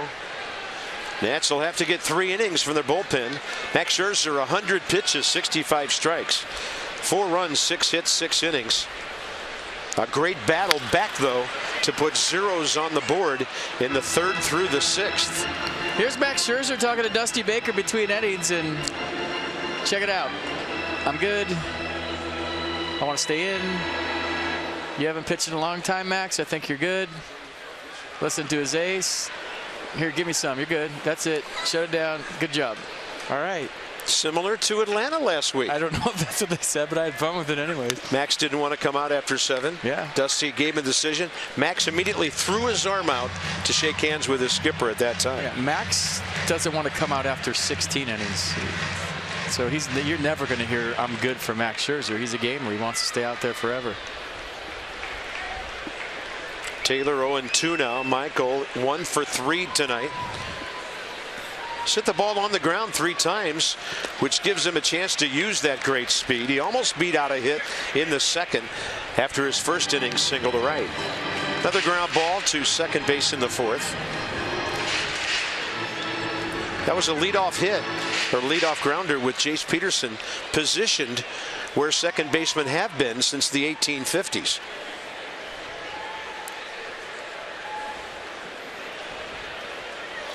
You know, I said that the other day on the air. You know, he hit that right where the second baseman's been for 130 years. And somebody on my Twitter said, if he'd been standing there for 130 years, there's no way he makes that play. Yes. Good point. I like it. Dissecting every word we say. That 130-year-old second baseman is definitely not getting to that ball. Big curveball. 2 down. 12 o'clock, 6 o'clock action on that baby. Tell you what, when you talk about the night Max Scherzer had, it's a good lesson for young pitchers that in their first go around the big leagues. On the nights when maybe you don't settle in for a couple of innings, what do you do? Do you fight? You battle? Do you give in? I mean, what Max Scherzer did tonight, I like just as much as the 16 strikeout performance, because for the first 2 innings with the extra day's rest, he was really feeling for it. And then all of a sudden in the 3rd, locked in, made the adjustments on the fly, and maybe showed young pitchers like Joe Ross and in the future Lucas Giolito. Yeah. When you don't have your A-plus stuff, when everything's not going right, what kind of outing do you have to keep your team in a ball game? And he has a chance to sneak out of this with a W. I like the powwow here. Anybody can do it on their best nights. That's the easy part. What do you do on those starts in between when you don't have your A-plus stuff? Rendon gets that curveball, fouls it off to the right. Gio charting pitches tonight. Jose Lobaton giving his more than 2 cents worth. I'm excited to see Gio pitch tomorrow. I think Nats fans are too. We need some smiles. Missed Gio so far this season. I told him in the clubhouse, I said, your first pitch tomorrow is going to be 104.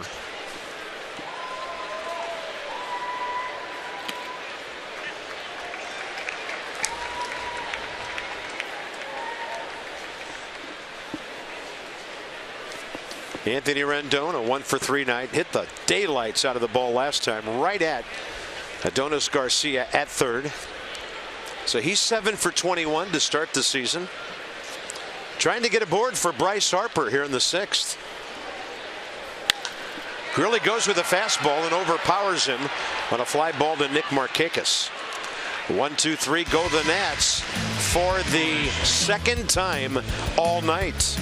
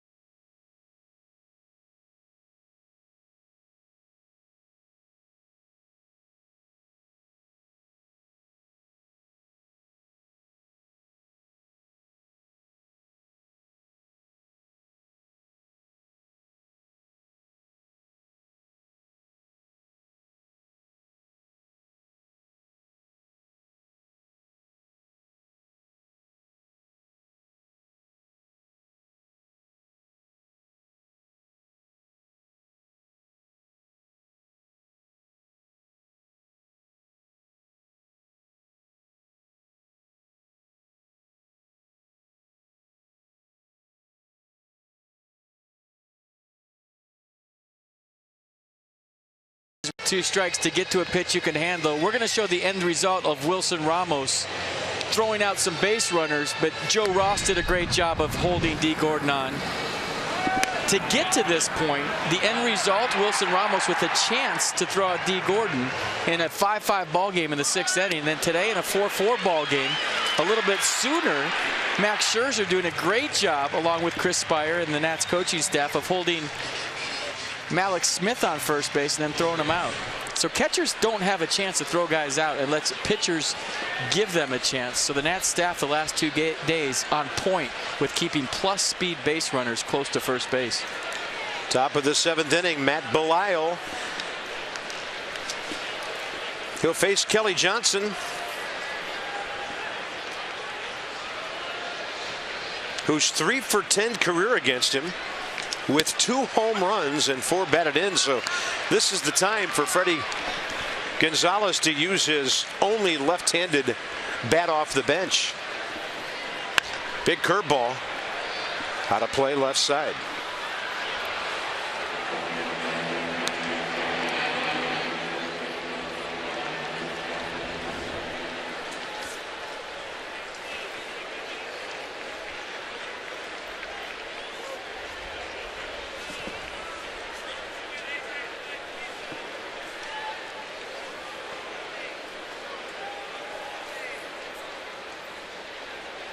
Target up and in.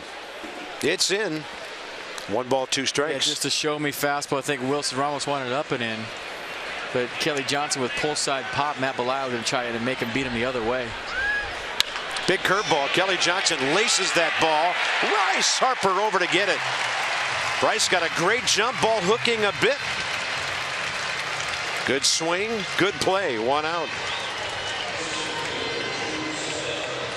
Well, I'm looking in my scorebook right now, my scorecard, and that's the first action Bryce Harper's got tonight. So ready for the baseball, the key for any good defensive outfielder. And Bryce Harper with his first try here in the top of the 7th inning.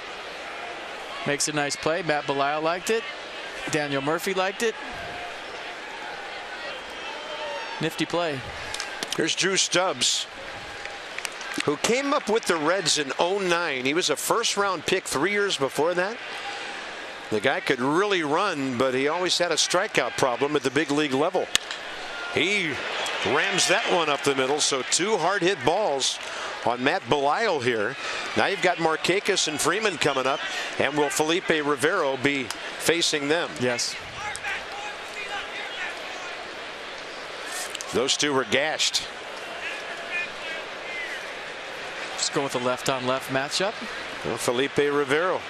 We'll check the matchup numbers for these 2 hitters at a very important juncture of this game, 7th inning.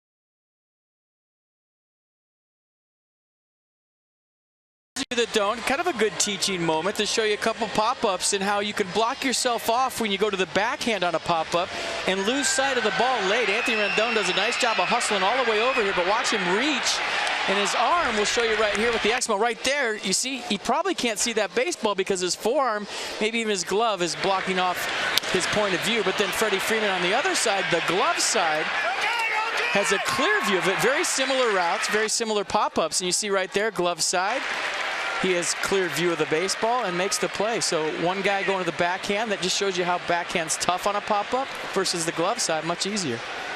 Felipe Rivero, third appearance. Nick Markakis' career 0 for 5 against him. 1 on, 1 out, top of the 7th in a 1-run game.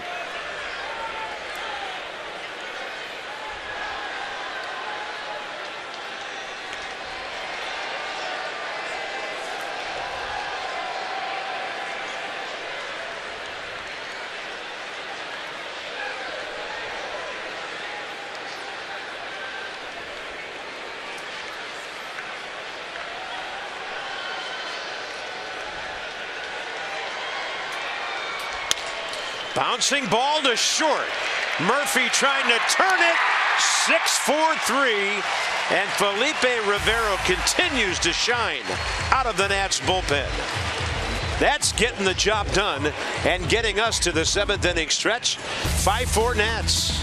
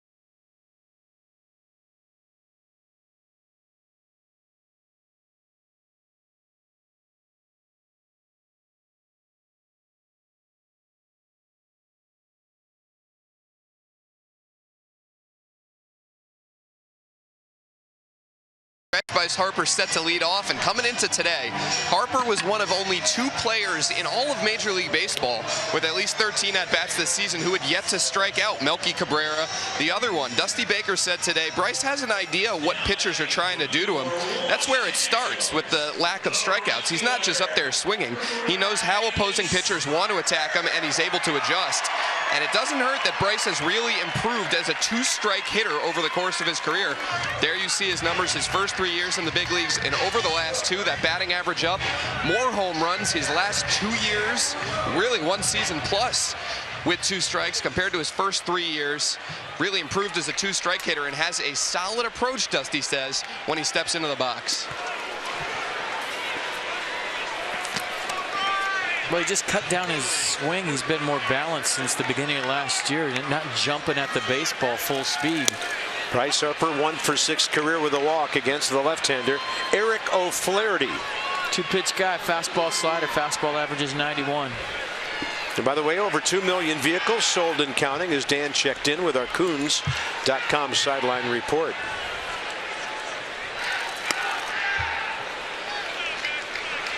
Looking for a little pad on that scoreboard here in the 7th and 8th innings. Nats 5, Braves 4. They've out-hit Atlanta 9-7. Harper 0 for 2 with a couple of ground balls, a walk, a steal, and a run scored. Kind of looked like he didn't see that one well. Inside the numbers. So let's look at the situations. Right now he's behind in the count. 240, not bad. If it's even or if he's ahead, look out. Brought to you by PNC Bank. For the achiever in you, when you have insight, you know how to handle your finances with confidence. He saw that one all the way 2-2. I think Dan's nervous right now after that report and a 2-strike count to Bryce Harper.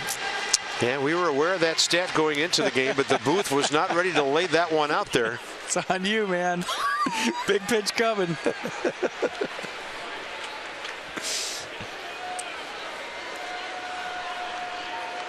100% on the bottom of the bat. He gets rung up on a high fastball. I don't think he liked that call at all.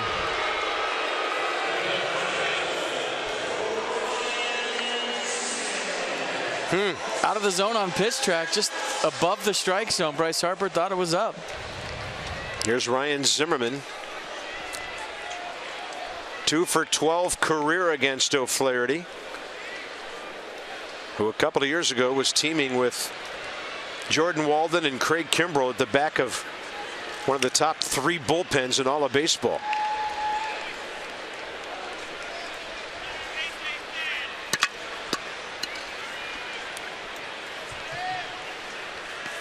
A brief stop in Oakland 2 years ago for 21 games. And then 25 games last year before coming back to Atlanta via a real quick stop in New York with the Mets. Ryan Zimmerman, a perfect night. Sac fly on a ball lined out to right center. Base hit to right, double to left. How to play right side.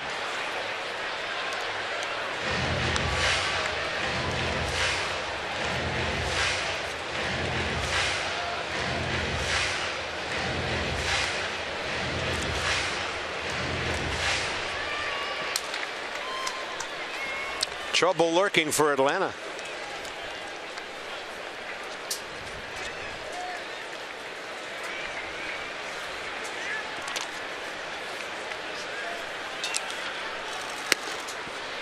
Good eye by Ryan. This has a chance to be loud right here.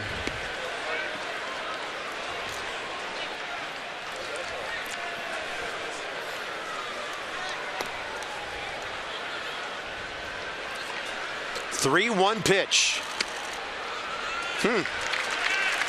What was a strike to Harper was not a strike to Zimmerman, so it's 1 on 1 out. Good call. Nats will take it. This might be lower than the one that was strike 3 to Bryce Harper. Same area. Yeah, definitely. Pitch track had 5 strikes to Ryan Zimmerman right there. So good walk. Great eye, Ryan. And here's Murphy.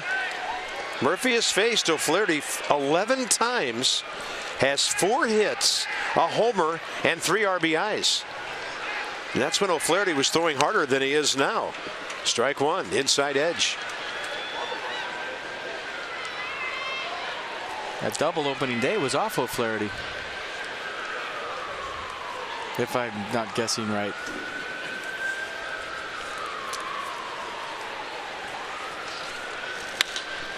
In the air to center. Drew Stubbs is under it.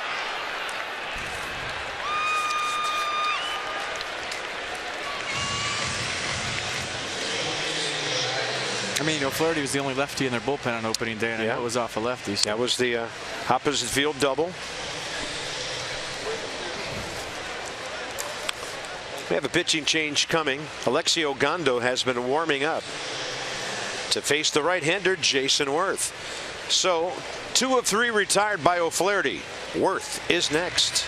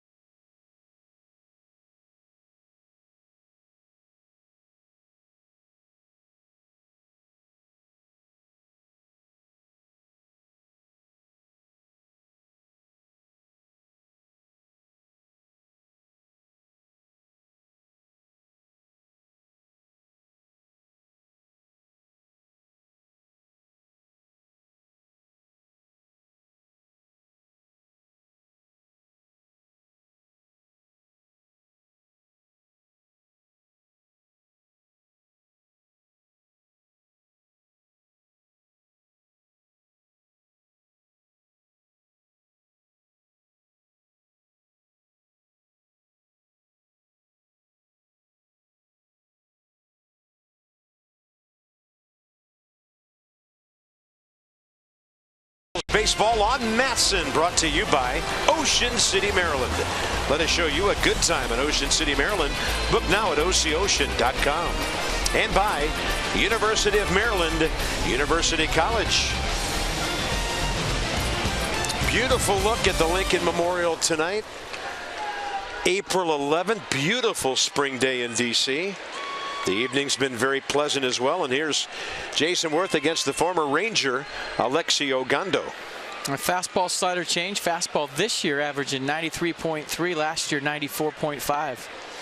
A lot of years with Texas. Actually pitched more games with Boston last year than he had in any individual season with Texas. 3.99 ERA over there last year.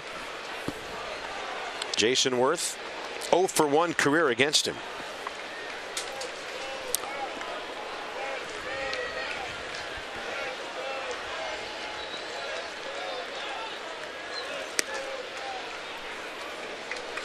Pretty quick. 93, just missing. 2-0. First at bat, 7 pitches. Second, 7. Third, 6. I like that.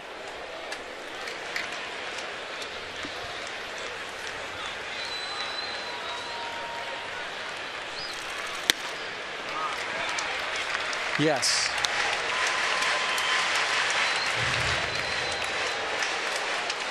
On the first 3-0 green light of the year. And if this was Jeopardy, I'd say the question is he swinging on 3-0? Yeah, green light. The answer's been given. Let it fly. Get a pitch belt high and catch it out front.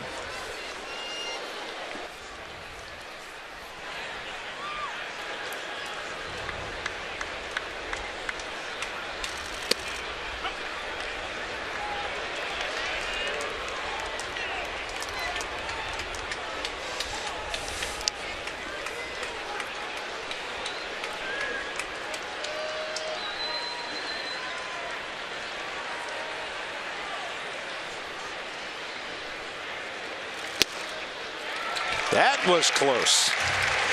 Strike zone's been tight and a little not so tight at times here in the 7th inning. The Nats have walked their way to 2 runners aboard, and a big spot here for Wilson Ramos. 3 for 3 with an RBI.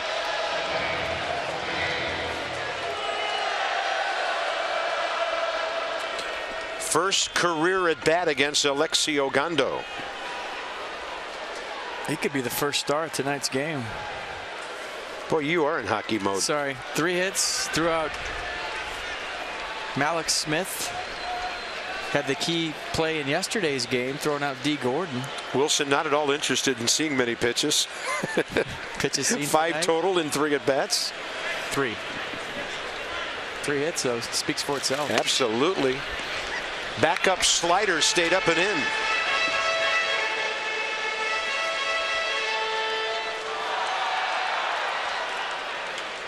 I'm growing my playoff beard too, by the way. So yeah, I am. Hockey fans coast to coast waiting to hear that news. Like it. He'll be here by the time this game's over.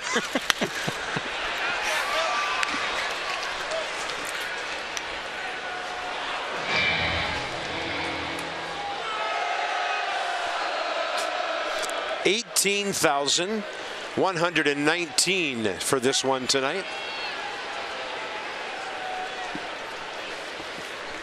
Nats trying to go 4-1 on the young season.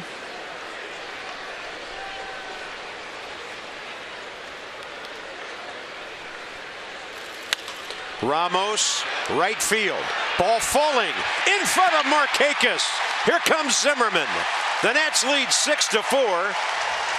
And 4 is the number for Wilson Ramos in 4 at bats.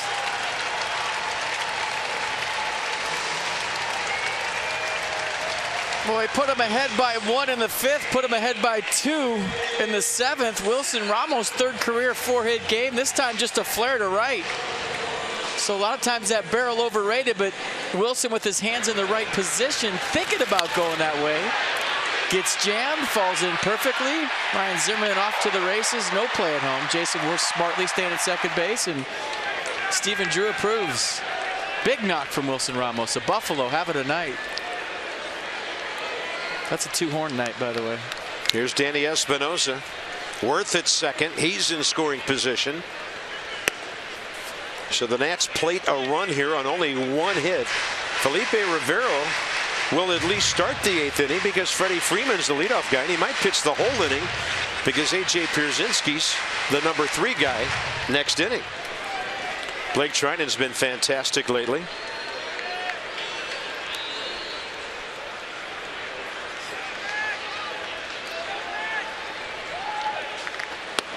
And now Matt Dendecker has replaced Rivero. I guess the one thing about if you bring in Trinan, Freddie Freeman can no longer tie the game.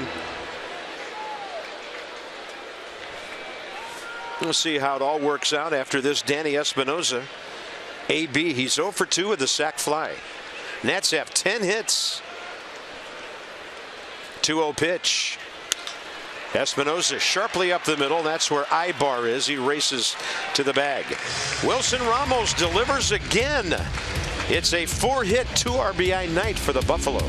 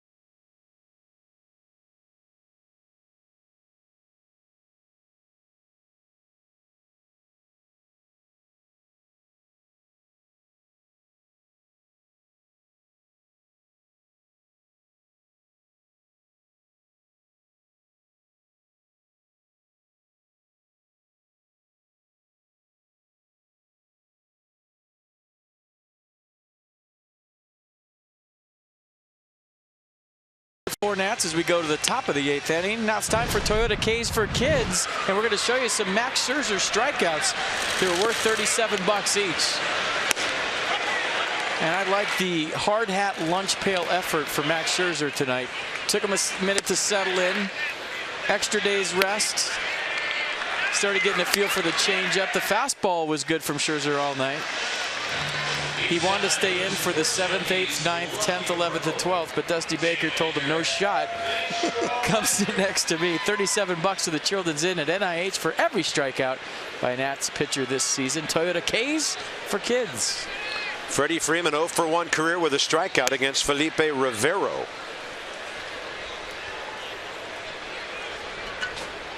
Oh for 1 tonight. Walked twice early.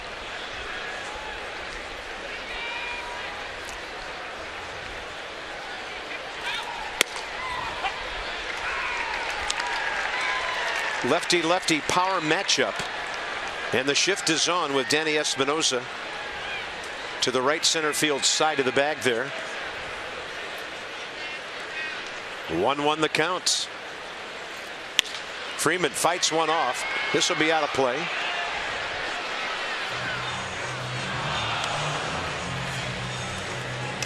Minor league insights, and we check in on Taylor Jordan in his minor league career. 4 hits, 1 earned run against the Iron Pigs of Lehigh Valley, the Phillies AAA on Friday. Well done. 1-2.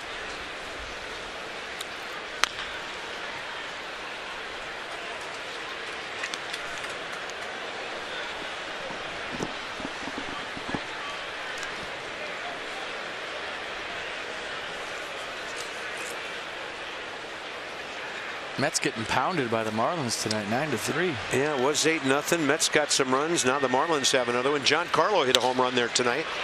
Freddie Freeman lifting one to center. Yards playing big tonight. That's fairly routine for Michael A. Taylor. 1 out. The Marlins got 7 runs in the second inning and knocked out Steven Matz. So Rivero gets credit for a full inning of relief there with the double play ball. And it'll be Blake Trinan next with Garcia, then Pierzynski. These fans really starting to warm to Felipe Rivero.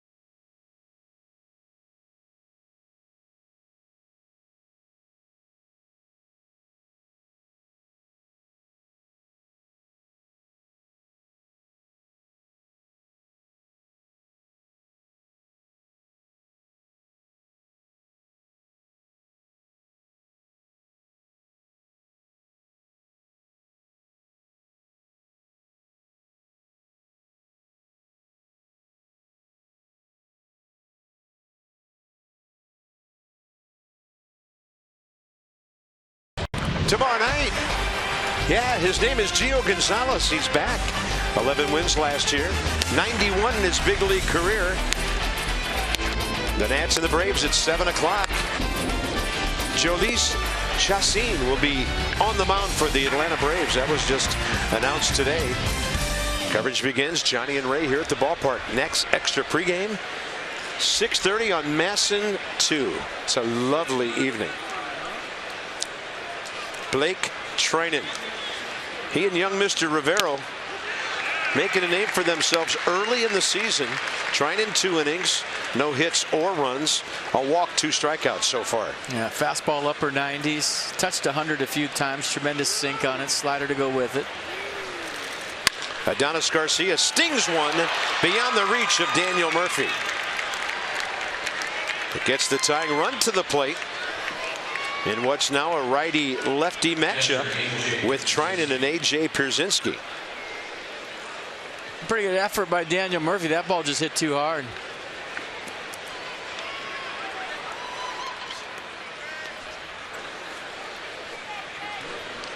Pierzynski 1 for 4 career with a run batted in against Blake Trinan.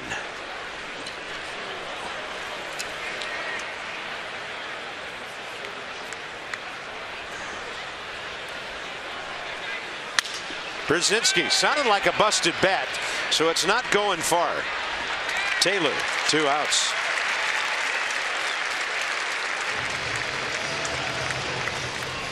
Tex Masson's word of the day: courage. If to you're 29292 for your chance to win a meet and greet. You want to do it for the chance of the meet and greet with Max Scherzer? That's courage to 29292. Brought to you by Care First. Live fearless with the name Truster for over 75 years. Care First Blue Cross Blue Shield. Courage. Nice. Max Scherzer showed a lot of that tonight, I think. Oliveira 1 for 1 against Trinan.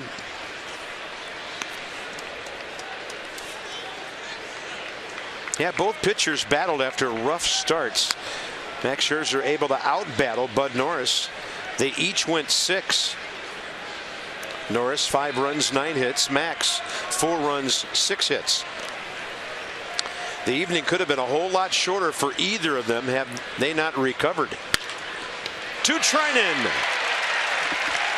And this young bunch of bullpen guys, Rivero and Trinan, getting the job done.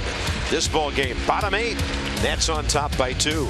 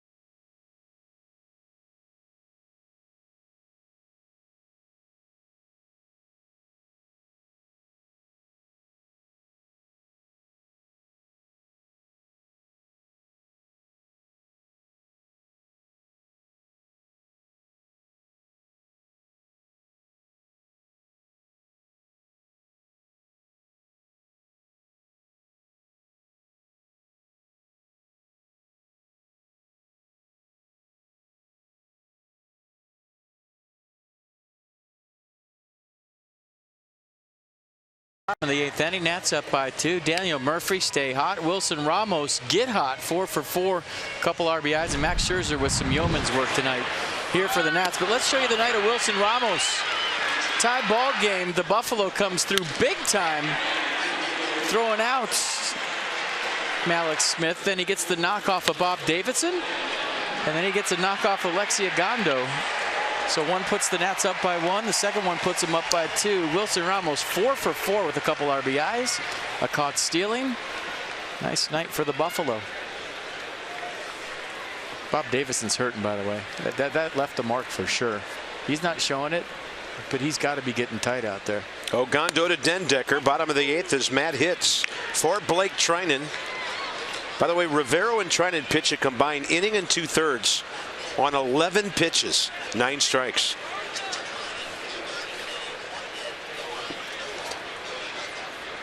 Matt 1 for 3. Those 2 memorable RBIs in Atlanta. Probably a taxi to the airport, a flight, another taxi, a uniform put on, and a ball that hit the base of the right center field wall to drive in 2. Pat Boban getting ready for the top of the 9th. Braves have 7, 8, 9 due up, and they have no left-handed pinch hitters remaining. Their one and only Kelly Johnson already used in the ball game. Dendecker late for, well, probably over the top of an 86 changeup. Ogando pulling the string a bit. 1 out, 8th inning. Back to the top for Taylor and Rendon.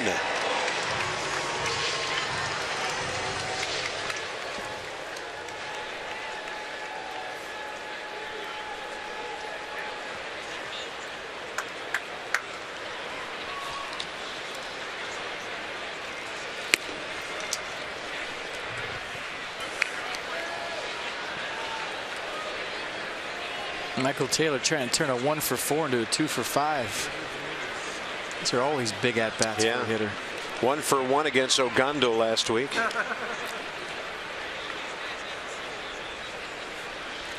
He got a slider. Cutting it off. Garcia safe by a mile. The ball hits Freeman. The ball hits Taylor. Michael A is going to third base with 1 out.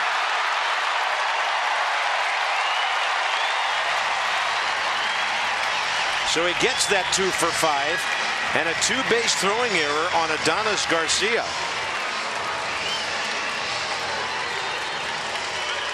Well, as soon as Garcia double clutches here, put it in your pocket. Watch him come get the ball in 1, 2. Couldn't get the grip, throws it into the dirt. Freddie Freeman has no chance. But as a major league infielder, you have to know the speed of your runner, and once you double clutch, sometimes it's better just to eat it. That was a base hit all the way for Michael Taylor. And look at the angle he creates going into third base based on the wide turn he took at first. So good read by Taylor once the ball got loose down the right field line. And Garcia would have been better off not throwing that one at all. Infield in, Rendon a chance to make it 7 to 4. Anthony Rendon 0 for 1 against Ogando. You score that a triple? I did. Yeah, you got to put LL in front of it. That's a little league triple. I got a triple on that. Well, 2 for 5 night. Good for Michael Taylor. That's right. Braves have now made 7 errors already this year.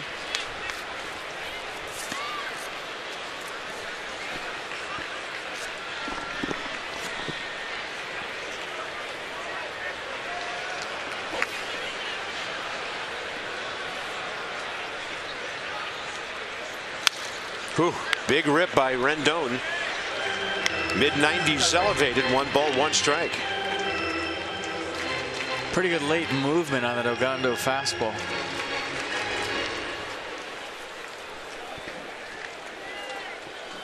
Bryce Harper 0 for 3.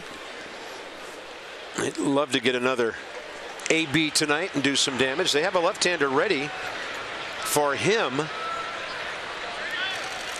Rendon a chopper at the feet of the catcher. 1 ball, 2 strikes. Marlins have scored a couple more runs in that crazy game in New York. They lead 10 to 3 now. There's Hunter Cervenka called up today.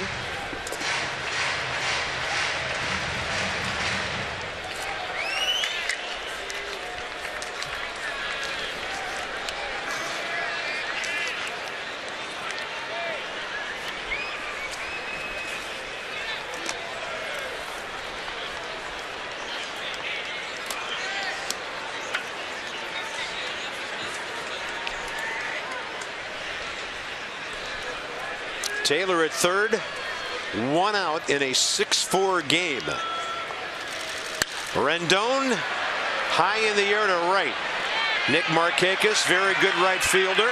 Taylor extremely fast, and they're going to hold him after he went about 8 steps down the line. 2 outs. We'll see if Freddie Gonzalez pops out here to bring in the lefty against Harper.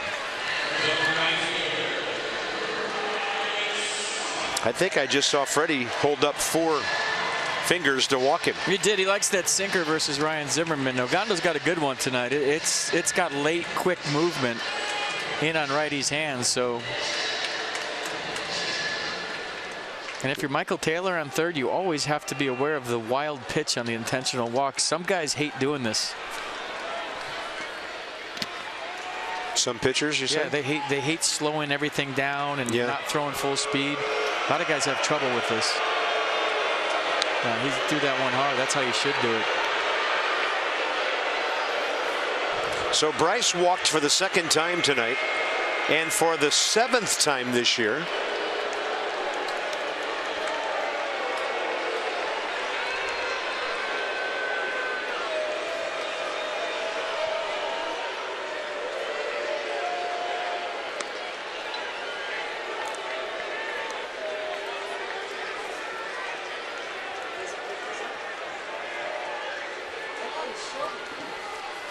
There's ball 4. It'll be Zimmerman, who's 1 for 2 career against Ogando.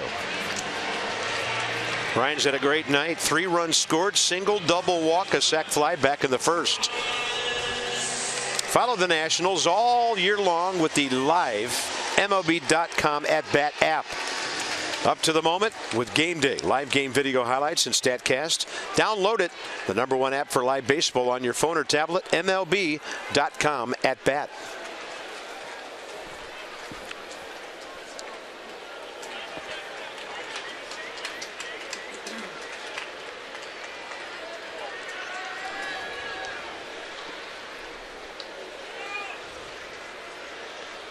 The reliever facing his 8th batter. Goes with the fastball. They took a look at third, and Harper swipes second. Bryce's 2nd bag of the night. We talked about this a lot during the offseason. How do you improve your game if you're Bryce Harper when you had an historic season? Maybe you had a stolen base to it, so now you make opponents pay for walking you. Hey, you want to pitch around me? I'll be on second in 2 pitches. You just walked a double, and now you have to think twice about walking to me, and maybe you see some more pitches that you normally wouldn't see if you don't steal. I love the fact that he's running. Zimmerman can't catch up with 95, and it's 0-2.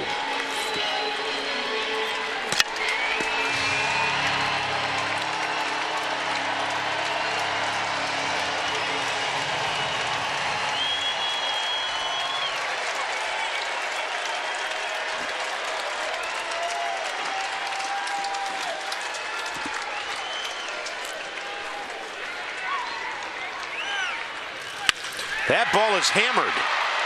Almost took Ibar into the outfield. So the Braves get a scoreless bottom of the 8th inning despite the base hit, the walk, and the error. Jonathan Papelbon, 3 outs to go, 4 for 4.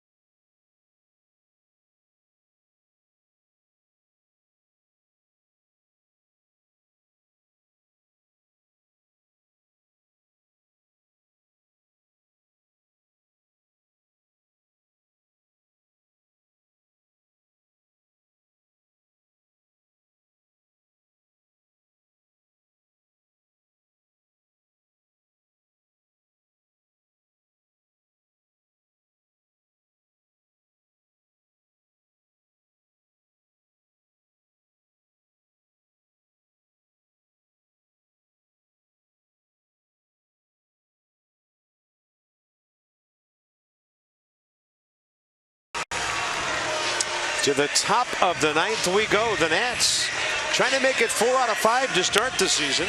Trying to make it 3 in a row over the Braves and 11 in a row over Atlanta in this ballpark.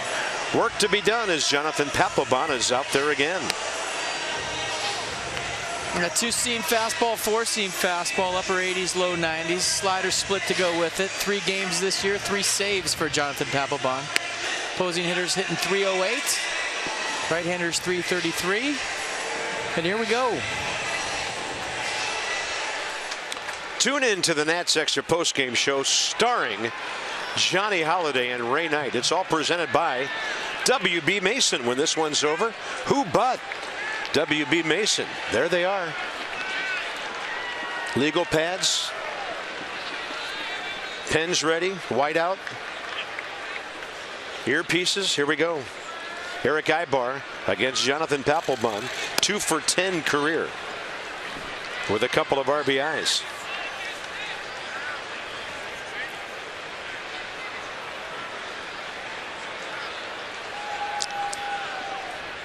Ibar 0 for 3-9 with a couple of strikeouts. Very close. Ball 2. Well, he's taking a strike all the way. He's trying to get the tie and run to the plate for the Braves. I don't know where this one missed. No idea where that one missed. Yeah. Ramos had to reach for it a bit, but it was well in the zone. 3-0.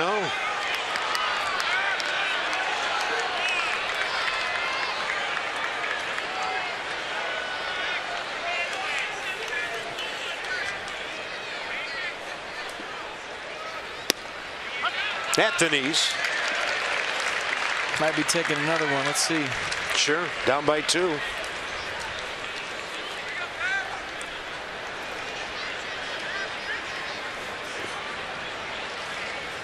That's up in the zone.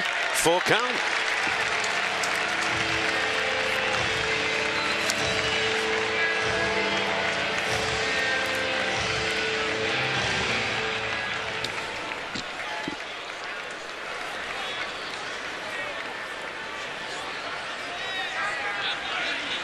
Throws him a strike. Hammered to center. Taylor there. 1 out. Nice 3-0 comeback.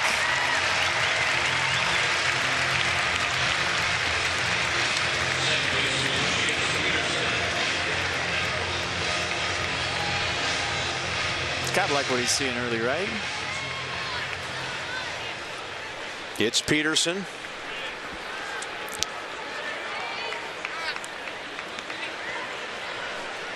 Francoeur, it's important to get that first guy because Francoeur is a guy who can run into something and hit it a long way. Now they have to get Jace Peterson. Peterson against Papelbon career 1 for 4. He's 1 for 3 tonight.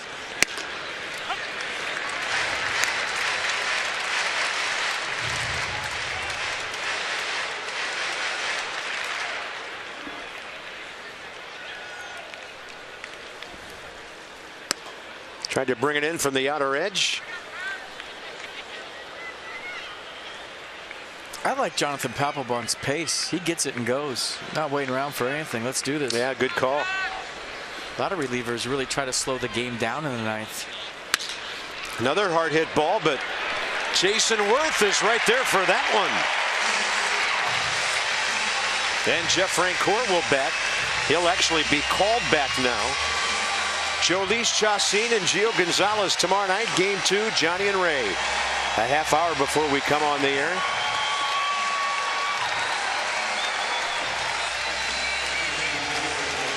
They're going to go with more of a singles, doubles type of hitter. Gordon Beckham here hoping he can make contact and get on to extend the 9th inning. Beckham against Papelbon, 0 for 2 career. Strike 1.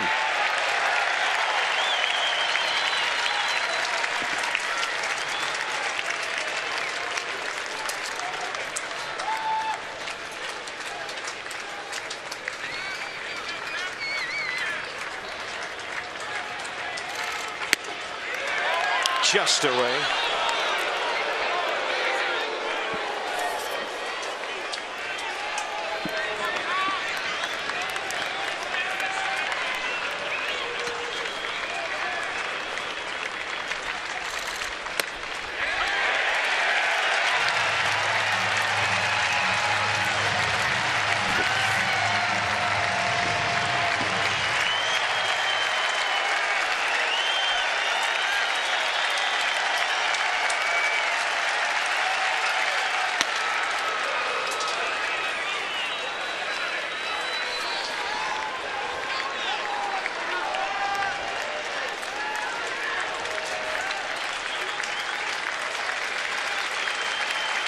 2-run game and a 2-2 pitch.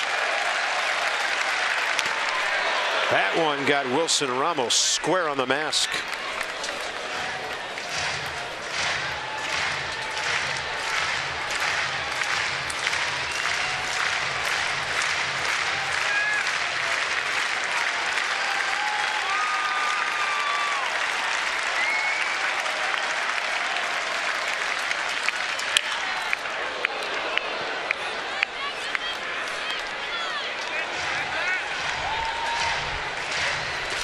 Dusty was talking about his old closer in San Francisco, Rod Beck, had what, 50-some in a row one year?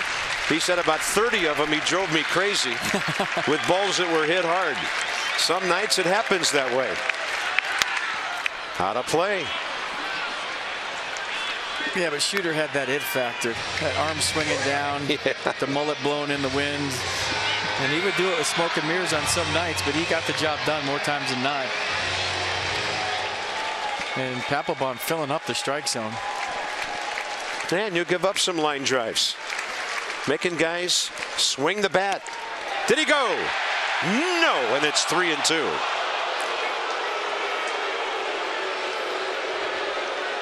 Oh, Dusty Baker had a good view of it. He's not happy in the Nats dugout.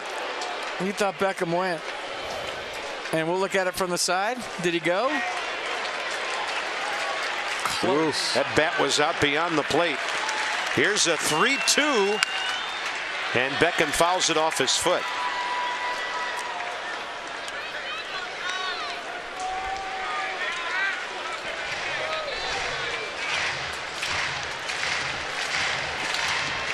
First 2 outs came pretty quickly on outfield line drives.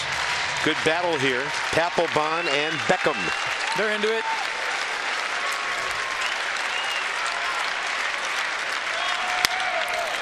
There's a flare to Harper.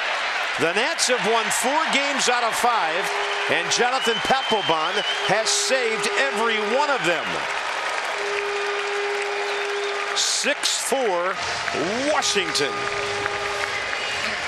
Murphy and company, middle of the order, came in with a 1.059 OPS tonight, and they just keep it going with great offense. Nats are 4-1.